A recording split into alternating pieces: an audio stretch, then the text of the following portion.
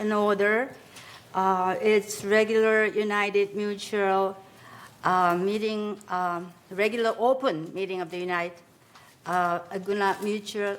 Laguna Woods Mutual Board of Directors of California, nonprofit mutual benefit corporation. We have a quorum.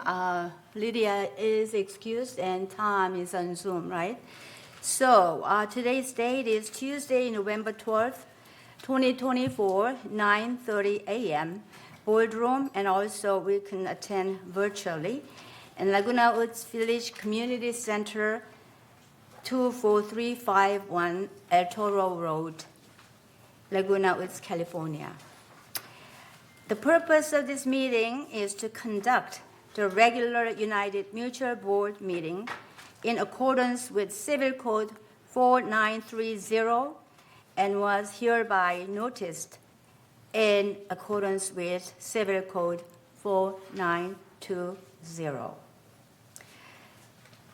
Let us have a pledge of allegiance by our first Vice President Director, Jeannie Costello. Please stand. I pledge allegiance to the flag of the United States of America and to the republic for which it stands, one nation under God, indivisible, with liberty and justice for all. Thank you. Now, I know that we are televised by TV6 live and also recorded by Granicus, right? Is there any other media to be recognized? Hearing none, let us move on. Approval of agenda. Is there any motion to amend or correct? Yes, Maggie? I move to amend the agenda. That would be on 11B2. Recommendation to deny the request to plant drought-tolerant hedges in the turf to conceal the dumpster at the southwest corner of 325Q Avenida Carmel, and, according to the minutes, to provide the planting of a small tree from the nursery at the location. Okay. I second. All right. Any discussion? Any objection? Hearing none. The minute has been approved as presented, as amended. Okay. Any other amendment? Anything like that? Okay. So then, overall, do we approve our agenda? 11 item, A, B, C, D, E, F, as amended. Is there any motion? Yes. Whole agenda. Okay, second? Objection? Discussion? None. It's approved. Thank you. All right, Chair report. Good morning, welcome. My name is Mickey Choi Ho, and I'm newly elected president of the United Board. Actually, this is first official business meeting. We had the organization meeting last month, October 8th, and we are the now full board with the new officers. So welcome on board. We are beginning very new year, and we decide to improve our dress code, making look very professional. Thank you for that. I hope the entire board as a team served the United Mutual and the resident well for the entire year, 2025. The positive and healthy teamwork is very critical, not only for the board itself, but also for the well-being of our community. We serve our organization, United Mutual, and resident. That's our goal. As a former treasurer, I have focused on the finance last year, so I was just focused on number. So I haven't looked at many chance of looking at all your faces, but numbers. And I have learned quite a lot, though, regarding the size and operation of the whole village and our mutuals. And also, I learned a lot about the budgets, assessment fees, the revenues and spendings, where all the money goes, so on. I believe the whole year's work as a treasurer really was very helpful to make me and fulfill the new role as the president this year. My initiative this year as a president will be major two items. One, again, to continuously maintain the financial fiscal stability for the corporation, of course, with the collaboration of our treasurer and finance department. Because we all agree that finance is the most crucial and important matters of the health of the organization. And it should be transparent and clear, and communication between the staff and the committee and board, the members of the corporation, is very, very important. We all know that assessment fee next year, 2025, has been increased in a large amount, and most of us feel very, very concerned about that, which is really not very normal number of increase. Amount is $97.04, which is 14.6%. But if we look at the whole history from 2025, still overall average increase rate is only 3.1%, including this year's large jump, which is almost identical as the inflation rate or consumer price index, so on. So far, still average is not bad. But of course, we will work very hard for the future years that we look into very closely the spending. Of course, try not to spend too much unnecessary expenses without cutting down too much, service level for the president. For the resident, that will be our main goal. And in addition to that, up to this point, again, major source of our revenues, our assessment fees. But our committee and the board has been looking into is there any way we could increase the revenue? So thankfully, and credit to some of our board members, the end of the last board year, we formed the revenue generating ad hoc committee. I think Nancy is the key member, and we had Tony was the one who started to have that motion. And then Tom and Allison and Vida was on the committee members. And we will continue to work on the committee. So I think there will be a report. That committee generates some of the very brilliant ideas. And we will bring their recommendation. And this year, we like to implement those plans into the action so that we could build up and establish some way to really do increase our revenue. We will try our best during this year.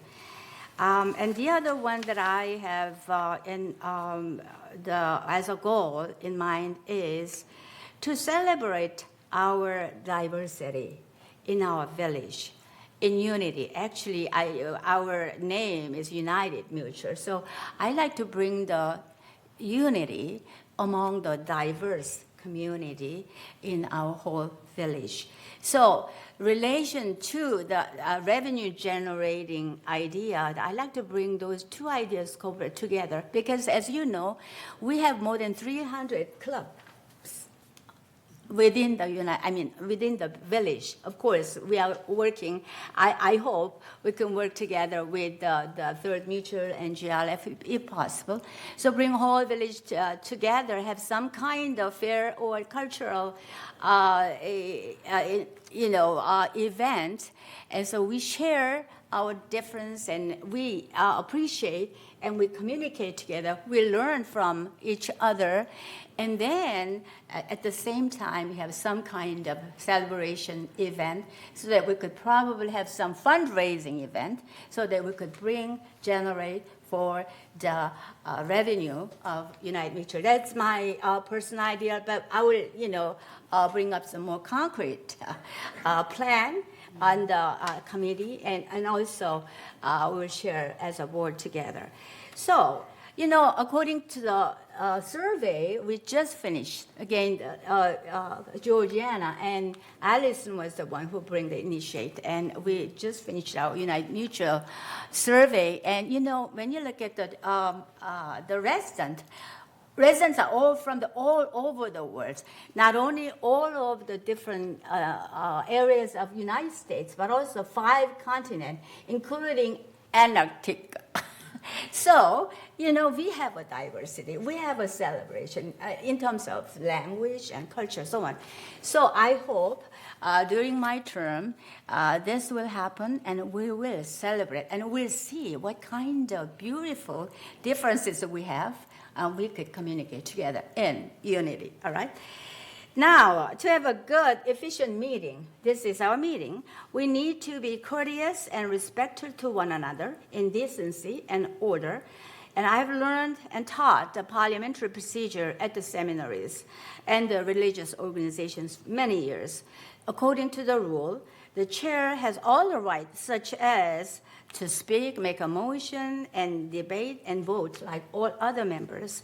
However, major, most crucial role as a president is run the meeting well, efficiently, right? So I will be focused on it rather than speak too much myself. I'll give all the members of the board a chance, and from the audience also. And I like to really achieve the basic principle of parliamentary principle. Achieve accuracy, efficiency, impartiality, objectivity, and uniformity for the decision-making process. So I will do my best to run the meeting with efficiency. And actually, we will discuss a little more detail in closed session. But according to our Board of Directors handbook, the rules of decorum during our meeting, I'll just read the list of it and remind not only for the board members, also for the audience and the resident members. Number 1, speakers must conduct themselves in a civil and respectful manner at all times. Members must be recognized by the chair before speaking, and all members' comments shall be addressed to the chair. And number 4, members shall refrain from discussing personalities or making personal attacks. Number 5, speakers shall not use profanity of obscene languages. And 6, audience shall not engage in disruptive behavior. 7, the audience shall refrain from private conversation during meetings. Number 8, members should come and go as necessary for the meeting room in the least disruptive manner possible. Number 9, everyone shall follow the rule of decorum. Thank you very much. This will conclude chair remarks. Let's go on to the next item. Open forum. 3 minutes per speaker is allowed. At this time, members only may address the board of directors regarding items not on the agenda and within the jurisdiction of this board of directors. The board reserves the right to limit the total amounts of time allotted for the open forum to 30 minutes total. A member may speak only once during the forum, and speakers may not give their time to other people. No audio or video recording by attendees and no rude or threatening comments. Members can attend the meeting by joining the Zoom link, which is written on the agenda, or call the number again, which is written, or email meetings@vmsinc.org to have your message read during the open forum. Do we have any open forum speaker? Yes, first speaker is Catherine Bravata. Thank you. Welcome. Morning. Good morning. Let me pass this out first, so you can see what I want to talk about. I did thank not you. make enough copies. You two will have to share, please. I'm an only child, I'm not used to sharing. And can you guys share? Sure. Okay, thank Thank you. you. Okay. Good morning. Thank Good you morning. for listening to me. Several months ago, as you can see in the very first photo, we had several trees down below our building 864 Ronda Mendoza, cul-de-sac 85. The trees were removed by landscape several months ago because when you pushed on them, the one actually fell over and the other one was really bad. There's no water down there.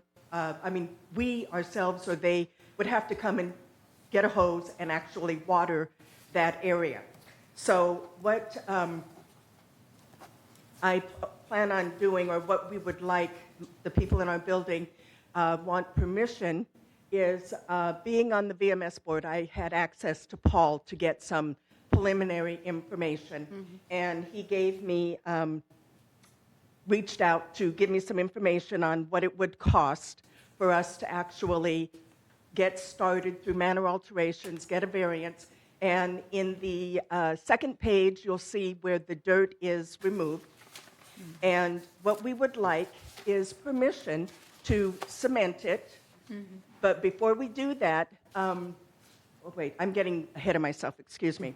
So in cul-de-sac 85, there are 10 buildings, 8 units in each one. So in that cul-de-sac area, we have 80 manors. And we have 23 guest parking. And I measured the area that the trees were in and removed, and the length is 132 inches or 11 feet. The width is 52 inches or 4 feet, 4 inches. 2 of my neighbors have golf carts, which on the third sheet you'll see we have a lot of trouble parking or guest parking in that particular cul-de-sac. And so I measured the golf carts. The golf carts are 42 inches wide by 87 inches long. So they would very easily fit into each side where the space is that we would like to cement. We don't need electrical, which Paul was able to reach out to Manor Alterations, and they basically gave him some information that it's $150 for a variance application, $750 URL, $200 mutual consent contingency, landscaping fees, which would not apply. So if you remove some of that, it would be like $900, and then we would pay to do the rest of the construction. But if we don't have authorization from you to be able to park the 2 golf carts there, then we'll just turn that area back over to landscape, and they can put in something that won't die. Thank you very much. Thank you. Thank you. Thank you. All right. Any other members comment? Yes, next speaker is Victoria Nardoni. Good morning. My name is Vicki Nardone, and I'm here to ask for your help. And to respect the 3 minutes, I'm going to read. I'm sorry, I would like to make eye contact, but I can't do both. Thank you. I have lived in Laguna Woods for 9+ years, and I owned a co-op at 363P Avenida Castilla, which I rented out for the past several years because the stairs became difficult for me. I resided in another property. Last year, I bought a condo that I fell in love with. In order to qualify for that purchase, however, I had to sell my co-op to my sister with the intention of buying it back to sell and pay off the new 7.5% mortgage. We wish to sell the co-op, but I need to sell it as the sole owner so that my sister will not incur any tax consequences upon the sale. My goal is to sell the co-op. I do not wish to own two properties here. Unfortunately, I have a similar qualification challenge repurchasing the co-op, so I would like to propose the following for your consideration. Once I have an approved buyer for the co-op, as part of the sale and closing process, the ownership is transferred from my sister back to me as the selling party and immediately to the new buyer without me having to requalify as the owner. This would occur only if escrow goes to closing. With this proposition, there would be no loss for the mutual, and I would be the only one to incur any tax consequences on the sale. My hope is that you will see that there is no financial risk to the community, and it will allow me to buy the property without having to requalify, since I will not hold it for any period of time other than what it takes time to transfer the stock certificate from my sister to me, then to the new owners. I genuinely hope that you can see this as an alternative for me so that I might be able to keep the property that I am living in, loving, and otherwise would have to sell after only owning it for a year and a half. Thank you kindly for your consideration of what I know is an unusual request, and I look forward to your response. Thank you. Thank you very much. Any other speaker? No, that's it? Okay, thank you. Then let's have a response to open forum speakers. Is there any? Yes. We will Yes, be happy to look into that request if the board so directs us to do so. Okay, thank you. We'll get back to you after that. All right. And to Kathy too, right? Okay. Any other comments from directors for the open forum speaker? No? Okay, let's move on to the next one then. Response to past open forum speaker by Director Blackwell. Please, do you have it? Right. Oh, yes. Wait a minute, what does that do with it?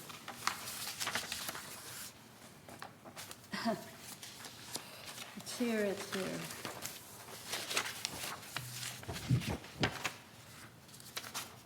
Oh, yes. Chris Collins, Manor 3306Q, had a foundation update. She gave us the news from the foundation.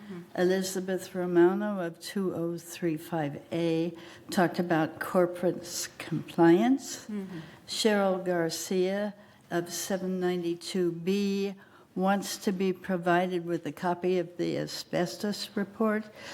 She got a copy of the asbestos clearance report, and a copy was sent to the city so her alteration permit could be finalized. Robert Reyes of 327A thanked the board members for their service. He wanted to know if there's an emergency plan in case of a fire. We have an emergency plan in place with the Orange County Fire Authority.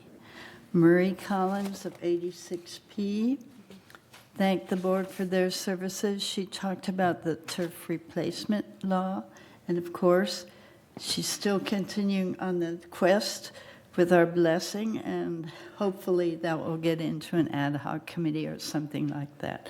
So thank you very much. Those are the responses from the September 10th board meeting. Thank you. Thank you.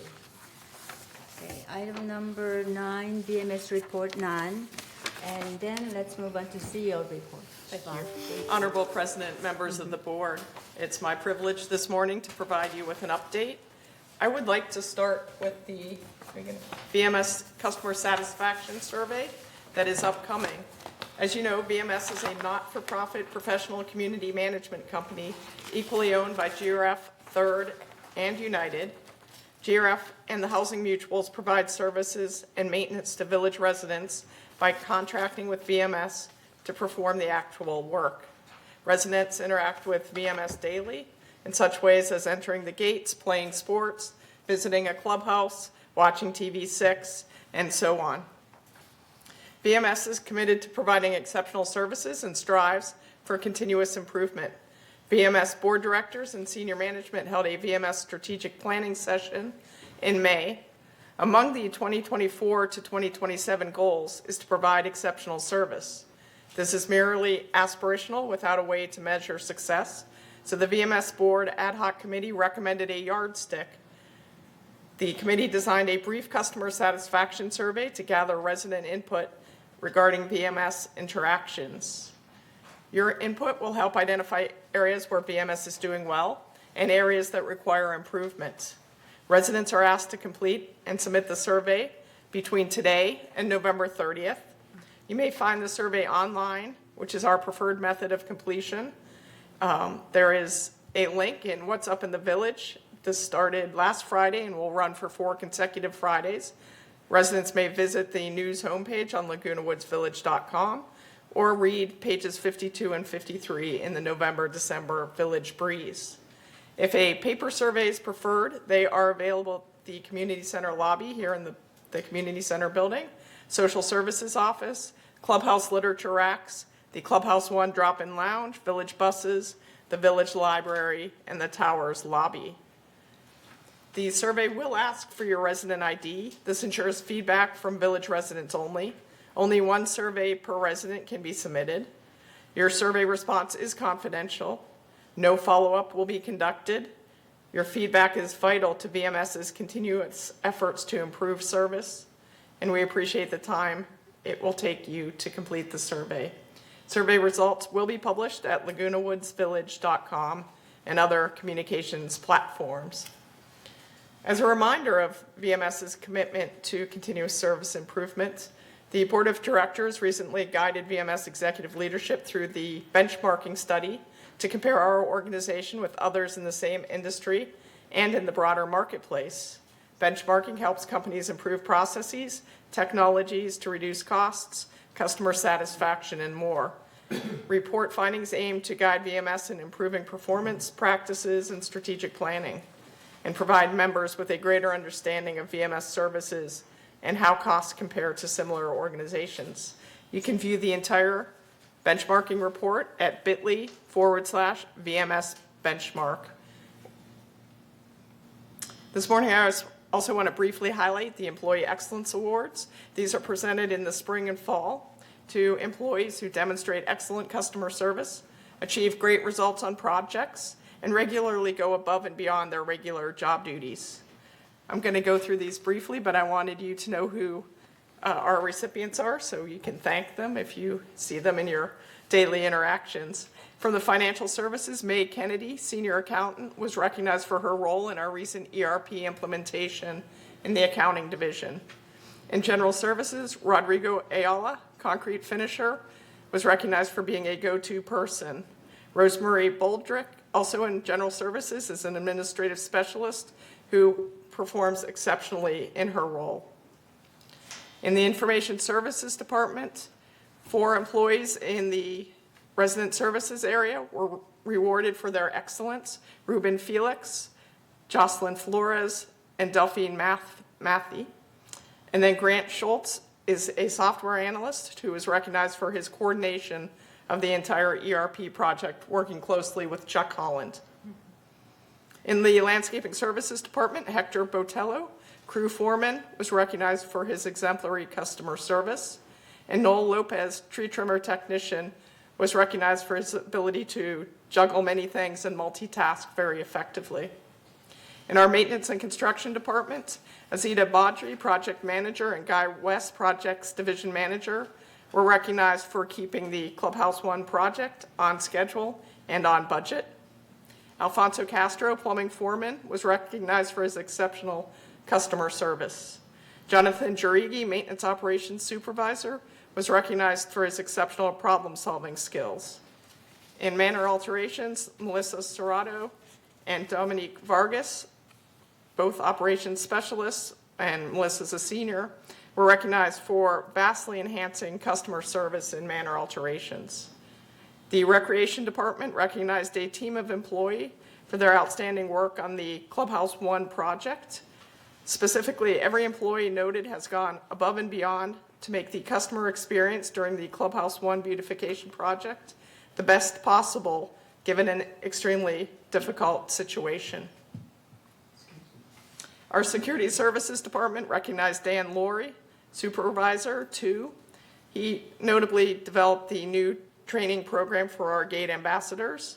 And in the CEO's office, we recognize Patty Curzette, Membership Coordinator, for her focus on real estate relations. She is responsible for coordinating the real estate forums and the monthly information bulletins that go out to the real estate community.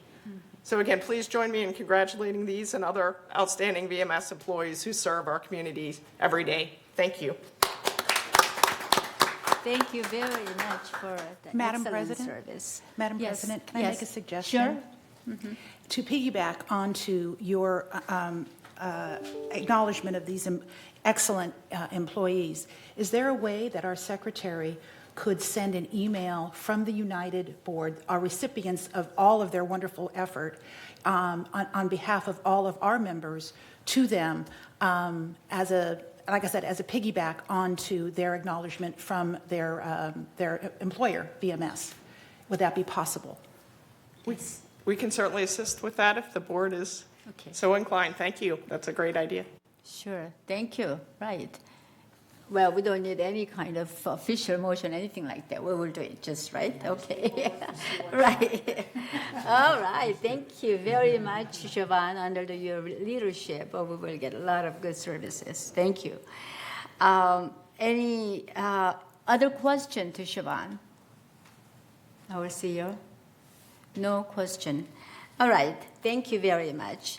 Let's move on to consent calendar. We had amended item 11B, but this time all matters listed under the consent calendar are recommended for action by committees and will be enacted by the board by one motion. In the event that an item is removed from the consent calendar by members of the board, such items shall be the subject of further discussion and action by the board. A, yes? I Maggie? move that we approve the consent calendar. I second. Okay, any discussion? Any objection? No objection? Yes, consent calendar is being approved. Thank you. Okay, then move to unfinished business, item 12. First item on the agenda is entertain a motion to approve revision to standard 20, balcony, patio, and atrium covers, September initial notification, 28-day notification for member review and comments to comply with Civil Code 4360 has been satisfied. Yes, A Maggie. point of order, you missed number F at the bottom of the prior page. F? Update committee assignments. That was on the consent calendar. Oh, that was on consent calendar. Oh, okay, I'm sorry. Yes, right. Thank you. Okay, I did not skip it, right? All right. Okay, so we are still under 12A. Is any motion to move that motion? Unfinished business A, approve revision to standard 20 balcony, patio, atrium covers. Is any motion to approve it? Yes, there is a motion. And second? Yes, there is a second. Any discussion? Do we have any information? Yes, Maggie?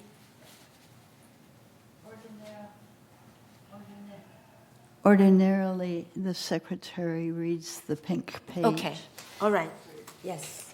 Secretary, can you read the pink page of 12A?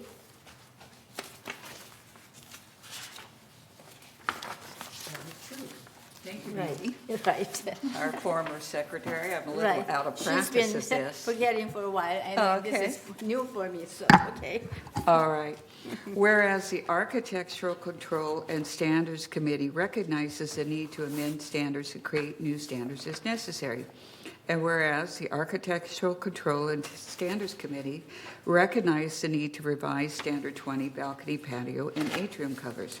Now therefore be it resolved, November 12, 2024, the Board of Directors of this corporation hereby adopts revisions and amendments to Standard 20, atrium coverings, and resolve further, Resolution 01-2433, adopted April 9, 2024, is hereby superseded and canceled.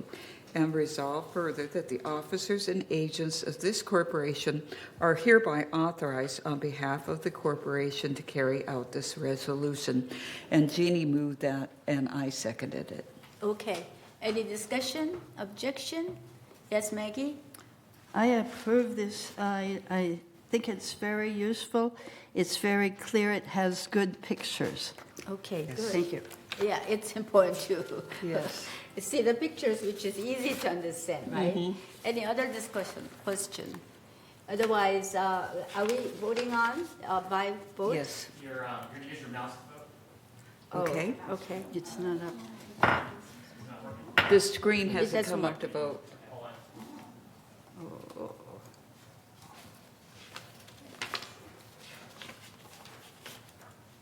Oh, okay. Is it on? Yeah. Tom, can I have your vote, please? Yeah, you can use finger. It's easier.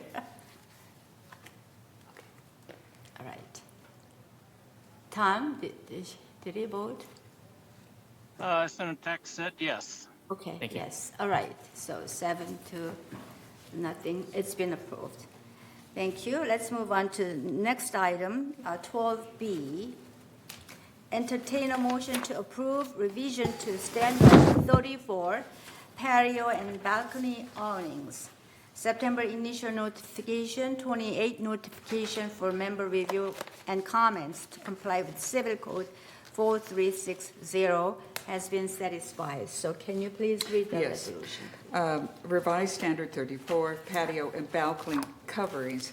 Whereas the United Laguna Woods Mutual recognizes the need to amend standards and create new standards as necessary, and whereas the Mutual recognizes the need to revise Standard 34, patio and balcony awnings. Now therefore be it resolved, November 12, 2024, the Board of Directors of this corporation hereby adopts revisions and amendments to Standard 34, patio and balcony coverings as attached to the official minutes of this meeting. And resolve therefore, Resolution 01-2470, adopted July 9, 2024, is hereby superseded and canceled. And resolve further that the officers and agents of this corporation are hereby authorized on behalf of the corporation to carry out this resolution. I so move this amendment, Okay. the Any second? resolution. Okay, Maggie is second. Any discussion, question, objection? Okay, then we have to vote actually, right? So, okay, let's vote.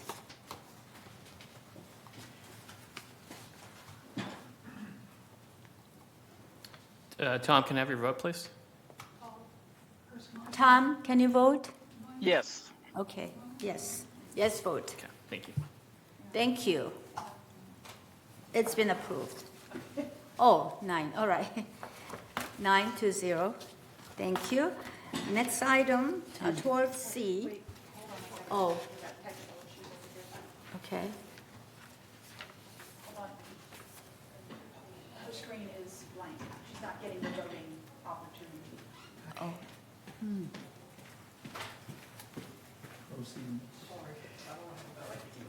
We're up to 12C for the next one. Okay.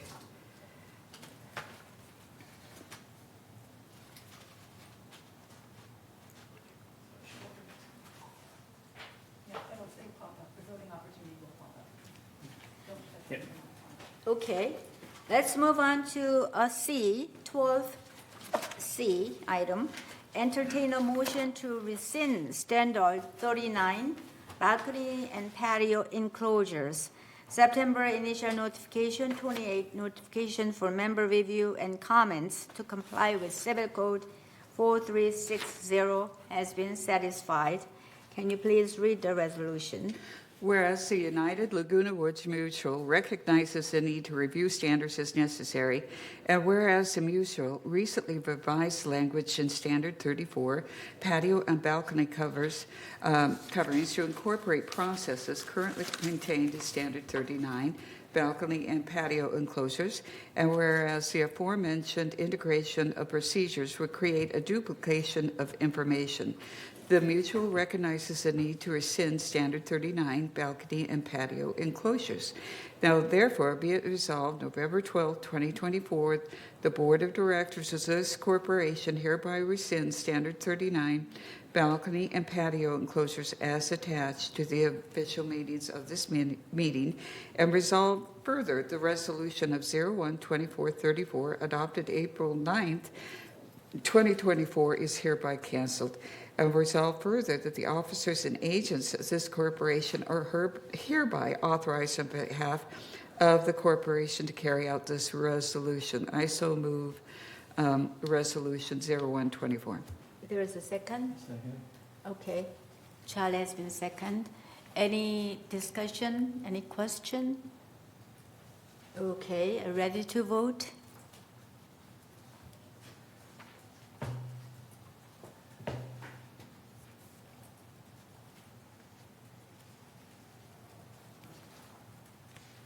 Okay, 9-0. Georgiana. All right, 10. All right, everybody voted. All right, 10-0. It's been approved. Thank you. Item number 12D, disciplinary update report. Francis, come up. Welcome to our board meeting. Thank you. Good morning. Good morning. You're being very efficient this morning. I know. We are moving along well, right? Yes, you are. I'm hoping Thank to add you. to your efficiency this morning. So before you is the disciplinary update report. The table that's in your report is for the months of August to October of this year.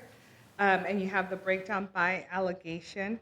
We started off the month with 463 cases, and ended the month with slightly less at 452 cases. Your disciplinary matters have remained consistent, so there's not a major swing in any of the categories that's of noteworthy this month. And that concludes my report. So I'm available for questions if the board has any questions. Your report is very efficient. you. Okay, any question? Yes.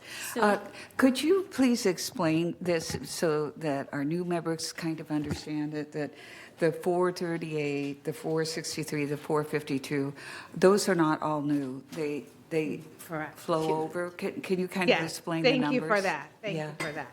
I was so efficient, I kind of just like went through it all. So for the new board members, welcome. I am Francis. I am from the Compliance Division. I oversee the Rules Enforcement Program for United, for the entire community and United. We do have a team that has compliance coordinators, inspectors, and administrative staff that help us kind of carry out the program. We are under the umbrella of the Security Services Department, so Chief Nunez is our boss and oversees our program. The report that you have before you is a snapshot of what the cases are and broken down by the category that they are in. So for example, the column August, we ended at 438, and that's at the end of the month. So it's literally a snapshot taken on the end of the month for that month. It includes new cases, cases that have been, it does not include the cases that have been resolved, but includes cases that are, that continued on to the next month. And it's the same thing with September. It's a snapshot at the end of the month of where we were with your disciplinary cases and broken down by category. And then the last month, October, is a snapshot. So I give you a 3-month breakdown so you could see if there's any trends going up or down. If there is drastic changes, we do bring that to the attention of the board. We also have the member hearings committee that we work very close with and hand in hand. So they get a lot more details of what this report would have. So if there's a major swing in one of your categories, they would probably find out before you did at this board, at the board level. If there's also a specific case that needs to be discussed, or that staff feels that should be brought to the attention of the board, we start off with the committee and then escalate if needed. That's So I right. think in a And just nutshell, for that- reference, that the delinquency cases is usually also working with the finance department. Correct. So, yes. So the delinquency cases are taken from your delinquent report that's presented at the Finance Committee in your closed session. Right. So you get the closed session packet, our team gets that delinquency report, and that triggers our department to start sending out notices and try to collect the balances from residents. If they don't comply to your notices, whether it be delinquent or any of the other categories, this board has taken a conservative approach in enforcement the last couple of years. So we will work with the resident to gain compliance. If we hit a roadblock or if there's just no more progress on the resident side of it, then we'll go ahead and schedule it as a disciplinary hearing, which goes through proper notices per your bylaws and civil code. And those items come before the member hearings committee, and then any escalations or any high-level items do come before the board in closed session. Good, thank you, yes. Would you explain the illegal occupancy? What do you mean by that, and why do we have 40? So illegal occupancy are residents who are residing past the 60-day period. So you do allow a guest time frame. So anybody is considered a guest for 60 days in a 12-month period. So it could be consecutive, it could be broken down throughout the 12 months. Anybody that steps into the 61st day is considered an illegal occupant unless they've gone through your review and approval process. So this item, illegal occupancy, includes people who have overstayed their lease agreement. So you approve them to a certain period, and if they've stayed beyond that period, they fall into this category. Anybody who's resided in the unit past that 60-day period that hasn't gone through the approval process is in this category.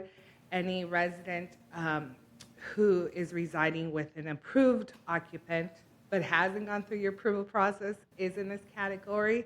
And then any quote-unquote short-term rentals, you do allow by minimum a 30-day stay that's required to stay in the unit. Anything less than that or not go through your approval process, they would be under this category as well. Okay, thank you. Okay, Nancy? Yes. Francis, Nancy, yeah. what are the penalties for extended stay? So you do have your scheduled monetary penalties. It's anywhere between $50 and $500, depending on the severity of the matter. When the matters come before the Executive Hearings Committee as a disciplinary, that's when the committee and the committee members take action against the member. And you could choose to penalize them from anywhere between that $50 range and the $500 range. Usually, historically, the committee has been giving them like a $300 monetary penalty for illegal occupancy. The committee has also been very good at escalations. So if a member gets fined for their first hearing and they don't correct the violation, we bring them in for a second hearing. The committee has been very good historically to escalate that, meaning that instead of $300, they'll double it and do $600. So it kind of depends on the merits of the case, and the committee discusses it obviously before imposing any action. So, for example, like 40 cases of delinquency, I mean, not the delinquency, illegal occupancy, I mean, historically, what is the percentage of getting penalized or just getting resolved, as soon as they got a warning? The last time we checked, which was about 6 months ago, you were at a rate of like 70% of people responded to our first courtesy notice. Okay.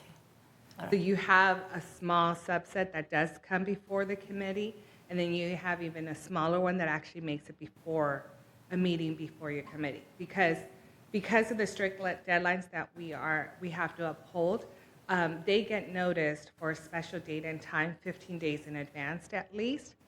If nothing got them to comply, that letter usually gets them to comply because it has a lot of legalese items in it because it's been vetted by your legal counsel. and that'll get members to comply. So it is customary for us to send out a hearing notice with the date and time, and then remove them from the schedule because they complied before they came before the committee. So then you have a smaller percentage that comes even before the committee to discuss the violation and why they haven't come in compliance. Yeah, Ellen, please. Okay. Hi, Francis. All of these, every one of these pretty much requires a call to security, or is it to compliance? Like abandoned vehicles, or if you want somebody to be checked out because of illegal occupancy? So it's both. And there's different avenues for how we get the cases that we start investigating under. So you do have residents who would call the compliance hotline, which is 1-800-268-CALL. You do have residents who email us at the compliance email. And then you also have residents who call security services dispatch to send out an officer to also investigate. Depending on the type of call, it would either come back to the compliance team for further investigation through our inspectors and our staff, or security services will investigate and then document by way of an incident report, which comes to our department for review.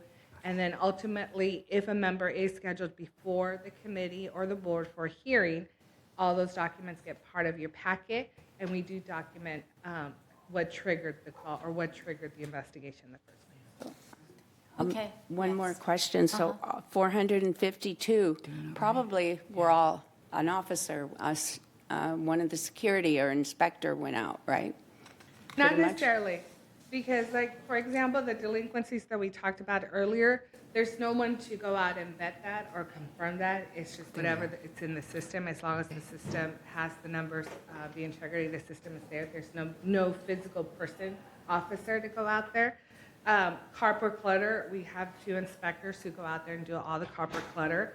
If security gets a call for a clutter item, they go ahead and send it over to us for investigation. Security goes out mostly for the nuisance violations, because those are occurring in real time. So an officer goes out there, an officer documents it. That incident report then comes to our office. Thank you. One more question. Delinquencies, do you have to go out and do an occupancy check to see if the property's occupied or if they vacated it, or no?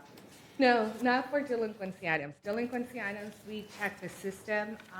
We see where the delinquency happened, occurred, and get that detailed information so that it's in the notice that goes out to the member. It's very rare that we have to do an occupancy check to see if they're there or why they're not responding. Okay. Thank you, Francis. Maggie. I just wanted to point out the delinquencies have gone down. And that's a very good sign. It means our people are paying their bills Yes. on time. Yes, that's very encouraging. Very, very positive. Yes. Yes, thank you. Marie, did you have a question? No? Okay. Any other question? No question. Yes, yes. Okay, one more. Okay.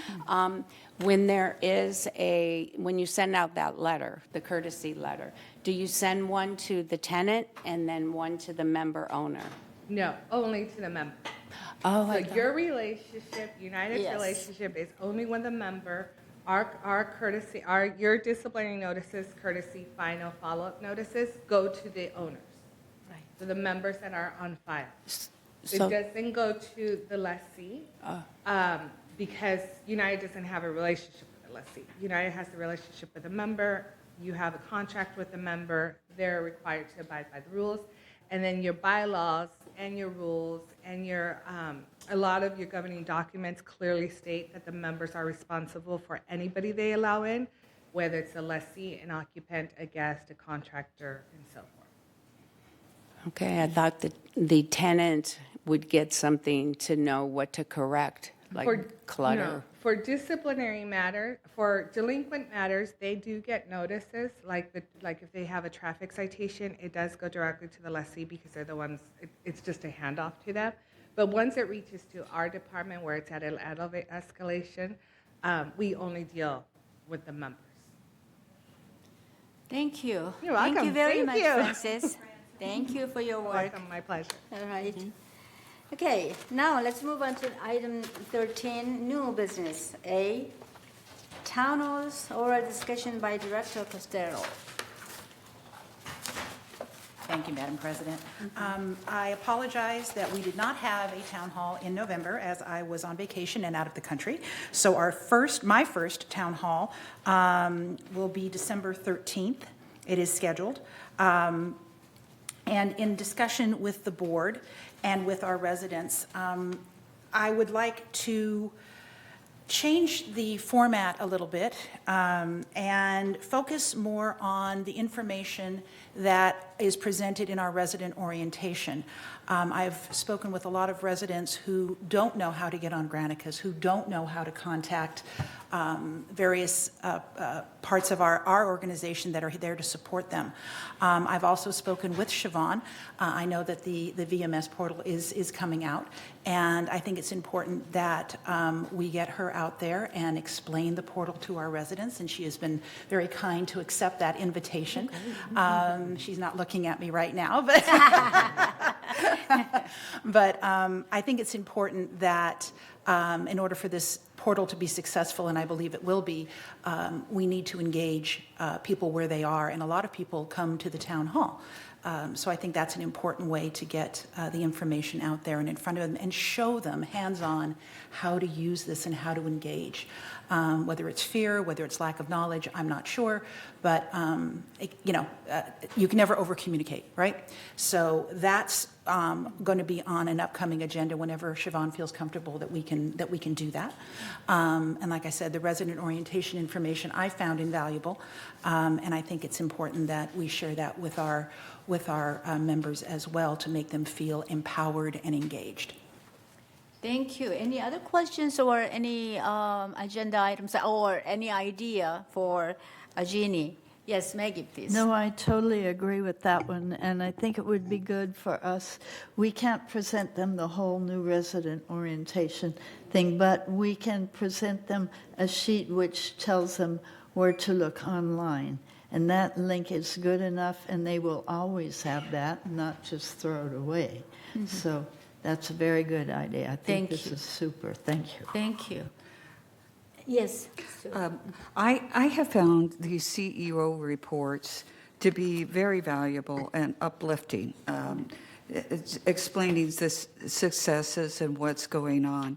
So you don't have to use this report, the November report, but you can go to past reports and pull out information, and it would be very easy to clip the PowerPoint presentations that you think would be of value. I always learn from these things, and I think it's very encouraging to know that all the work that's gone on. Yeah. Thank you. Charlie? Yes, Madam Chair. I have a question about the presentation that you're thinking about for the town hall. Are we on the cusp of getting a new software for our website? Yes. Yes. The website actually went live this morning. It did go live. Okay. I knew it was very shortly coming. Right. So are we going to be able to use this new website in the presentation? That's the plan. Yes. And to Maggie's point, is taking the resident orientation in bite-sized pieces, not overwhelming them all in one sitting, but giving them an opportunity to absorb, 2 or 3 of the things that are being presented, and then having time for questions and things like that. A more directed communication out to them, as opposed to where the town halls seem to be today, which is more questions and things coming to us, providing them valuable information going out. There will always be time for questions and concerns. It's just, I think a lot of the information we can put in their hands already and hopefully teach the man to fish as opposed to giving him a fish, right? Thank you. Thank you. Thank you. Any other ideas? Yes. Yes, Nancy. On the point of town halls, another one that I think is useful if VMS can have a part in this is project management, because there isn't a town hall and sometimes even a board meeting where we don't have people coming in with project management issues. And it's usually the basis of it is that we're at 60 years, and so we're seeing a tremendous amount of increase in that, and there's not an understanding on the part of the individual what happens next. And or projects that are delayed or extended. So I think that is something that is really important, so that we can, also it might end up with some sort of literature piece for them to have, but I think that's something that BMS can help us in respect to that, because I know that also M&C and DNR are Yes. kind of involved in the ERP program this year, which I know is a lot of alphabet soup stuff we talk about in the boardroom. So not to bore the residents, but in fact, that is about your unit, and if something happens, how is the project managed, how is it handled, what can you expect, et cetera. Thank you. Thank you. Okay, we always have a good question, idea. Oh, Madam yes, Chair. Ellen? Uh-huh. Yes. Jeannie, you spoke about teaching people how to use the website, right? What about coupling something with the PC Club and people going up to the That's a good PC idea, Club? too. And, because there's classrooms up there. This, Shiva. The PC Club, out of their generosity, offers a free village tech tools training once a month at no charge to participants. But I was thinking coupling it, making it a town hall and inviting people to come up there, and maybe we can put it together with that, but hands-on. That's a great idea, and Yes. that's one of those things that we can show it and Right. then refer them to the PC Club for hands-on, for further hands-on training. Good, good. Thank you. Thank you. Always brilliant ideas are welcome. And yes, incorporate to the communication between the board and town, or the residents. It's very, very important. Thank you. All right, let's go to the 13B, entertain a motion to approve temporary borrowing. Do you want me to Can read the Steve- resolution, or is Steve going to explain it all Yes, first? Steve can explain first, and Okay, then okay. ready to read the resolution later on. Okay. Absolutely. Good morning, President Choi Ho and members of the board. First, I'd like to start off with a quick apology. When we sent out the staff report along with the resolution, when we merged the documents, we unintentionally merged a previous version of the resolution. So the file that you received on Friday evening contains the corrected version with the correct dollar amount, as does the information that's in front of you, and some information that was passed out by Paul this morning. So if I may, I'll go ahead and read off the recommendation as written on the file. Staff recommends the board approve the temporary borrowing of $3.2 million by the operating fund from the reserve fund to meet cash flow needs resulting from a combination of prepaid property insurance and prior year operating loss. The temporarily borrowed funds will be used to pay for property taxes due in December. Payback of the borrowed monies to the advancing fund is planned for 3 months, but is not to exceed 1 year from the date of approval. We always include, as part of this recommendation, the not to exceed 1 year. That just matches civil code. Right. There is no reason why it's going to take any longer than 3 months, but we just put that in there. Included on the staff report is also the authority, the civil code that allows and kind of gives you some background on why the temporary borrowing exists. From a background perspective, again, as I included in the staff report, it's mostly made up of the prepayment. The way United budgets is it budgets to down to zero, right? So every dollar amount that you collect is budgeted to be spent. When you sit in a prepayment position, such as property insurance, where you're paying an exorbitant amount for an extended period of time, United does not have that cash sitting just idle waiting. So you have options. You have the option of either borrowing funds from your reserve, which is what we recommend doing, or you can borrow money from an outside source, such as a bank. But of course, you're going to pay interest for those dollars. Given those two options, historically, what we've done several times per year, typically when we're making a prepayment, either property taxes or property insurance, we recommend that you borrow from your reserves, and that's exactly what we're doing here. So right now, as of when the payment is due on December 4th or so, you're going to be about $1.6 million tied up with your property insurance. That's going to be expensed in January, February, March, all the way through June of next year. On top of that, you have $650,000 or so tied up on a receivable that you're waiting from your old insurance company. And then also in the prior year, you had about a $900,000 loss. which you're anticipating on recovering through your budget in 2025, but that money is not in your funds at this moment. Hence why we're recommending this recovery right now. Again, the property tax payment due in December, that's about $7.5 million. So that once you pull that money over from reserve, the $3.2 million, those funds will be returned to the reserve fund within the next 3 months. Just to give you some assurance, I also presented or included as part of the attachments a cash flow forecast. And this is all the inflows and outflows of both the operating fund on the left, reserve fund on the right. And you can see in the orange highlighted amounts is when we are anticipating repayment.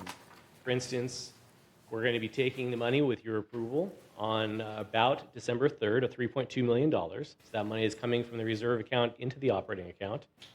On January 31st, I'm anticipating repaying the reserve fund $1.2 million. On February 28th, another $1 million, and then the final payment will be in March, and that will bring the balance down to zero. And again, this is an ongoing thing. Once again, I said this a moment ago, but we do this whenever you're in a prepayment position. So right now, we're asking to pay the property taxes. It will be repaid, but coming up in the future, so you're also going to be making another payment next April. So you should anticipate myself giving a similar recommendation at that time, because you will have to borrow. You will not have collected all the property tax funds by April when you're making 6 months worth of payments coming next April. And I'll pause here for any questions. Any question? Ginny? I have a question. Thank you, Steve. Thank you for making it very clear. My big question is, how long will this go on? Once we recoup the 2023 loss through the increased homeowners association, assuming that it will bring us up to level by the end of next year, 2025, and we won't have to have this discussion again going forward? As long as you're making prepayments, I would anticipate this to continue. Right. So this will always be the case come in April as well as December timeframe, and potentially in June, depending upon the level of property insurance.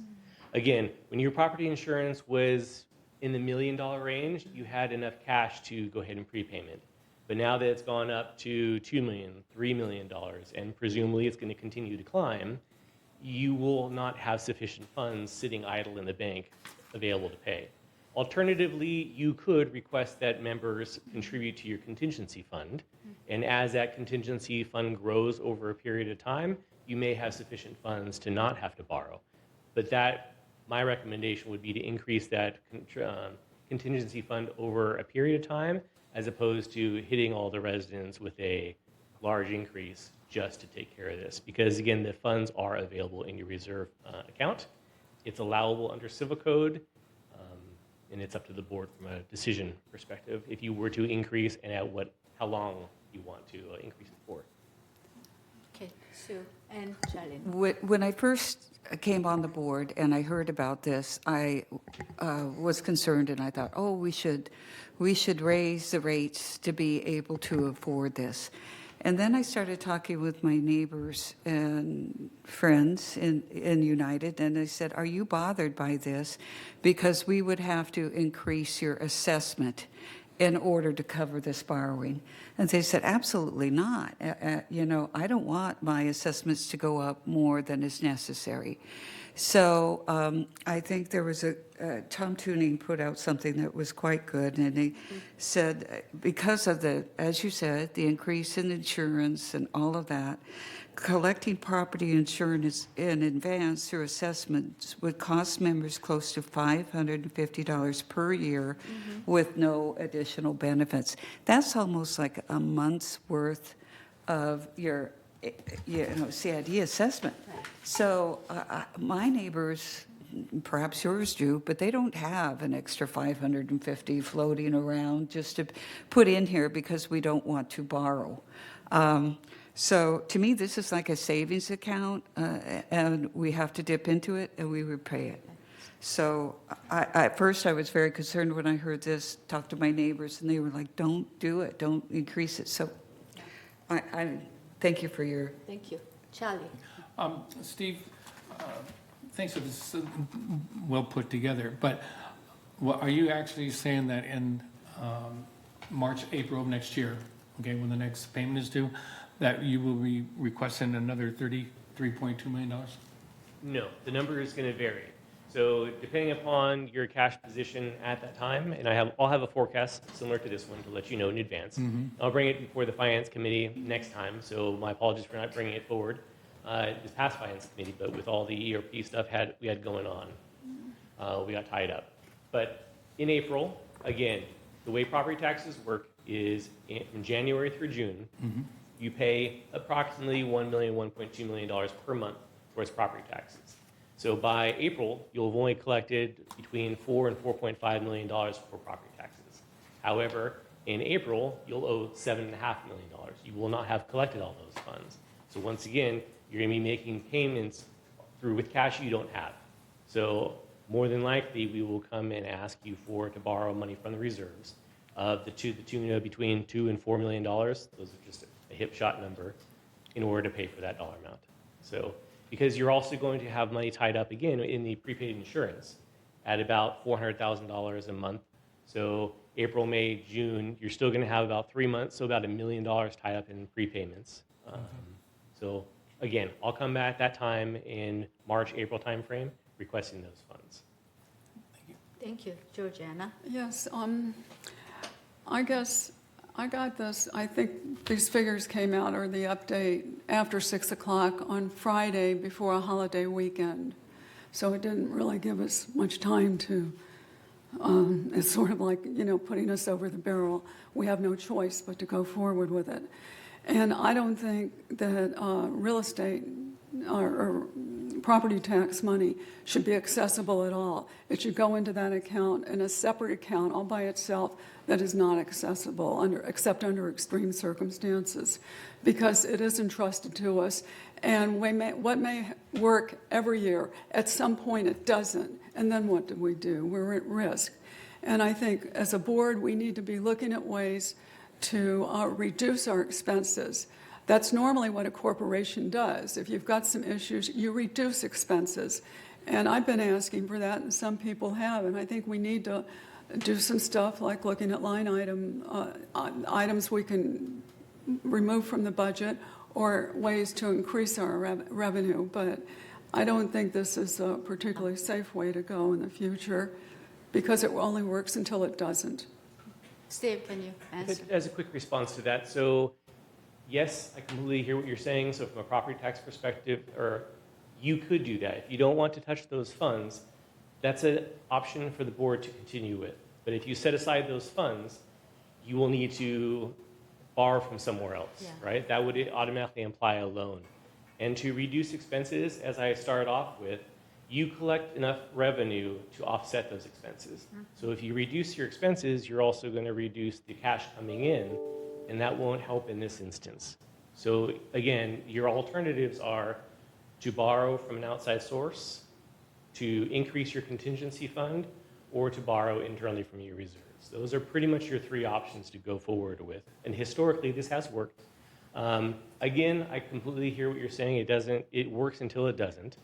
But we give you regular updates.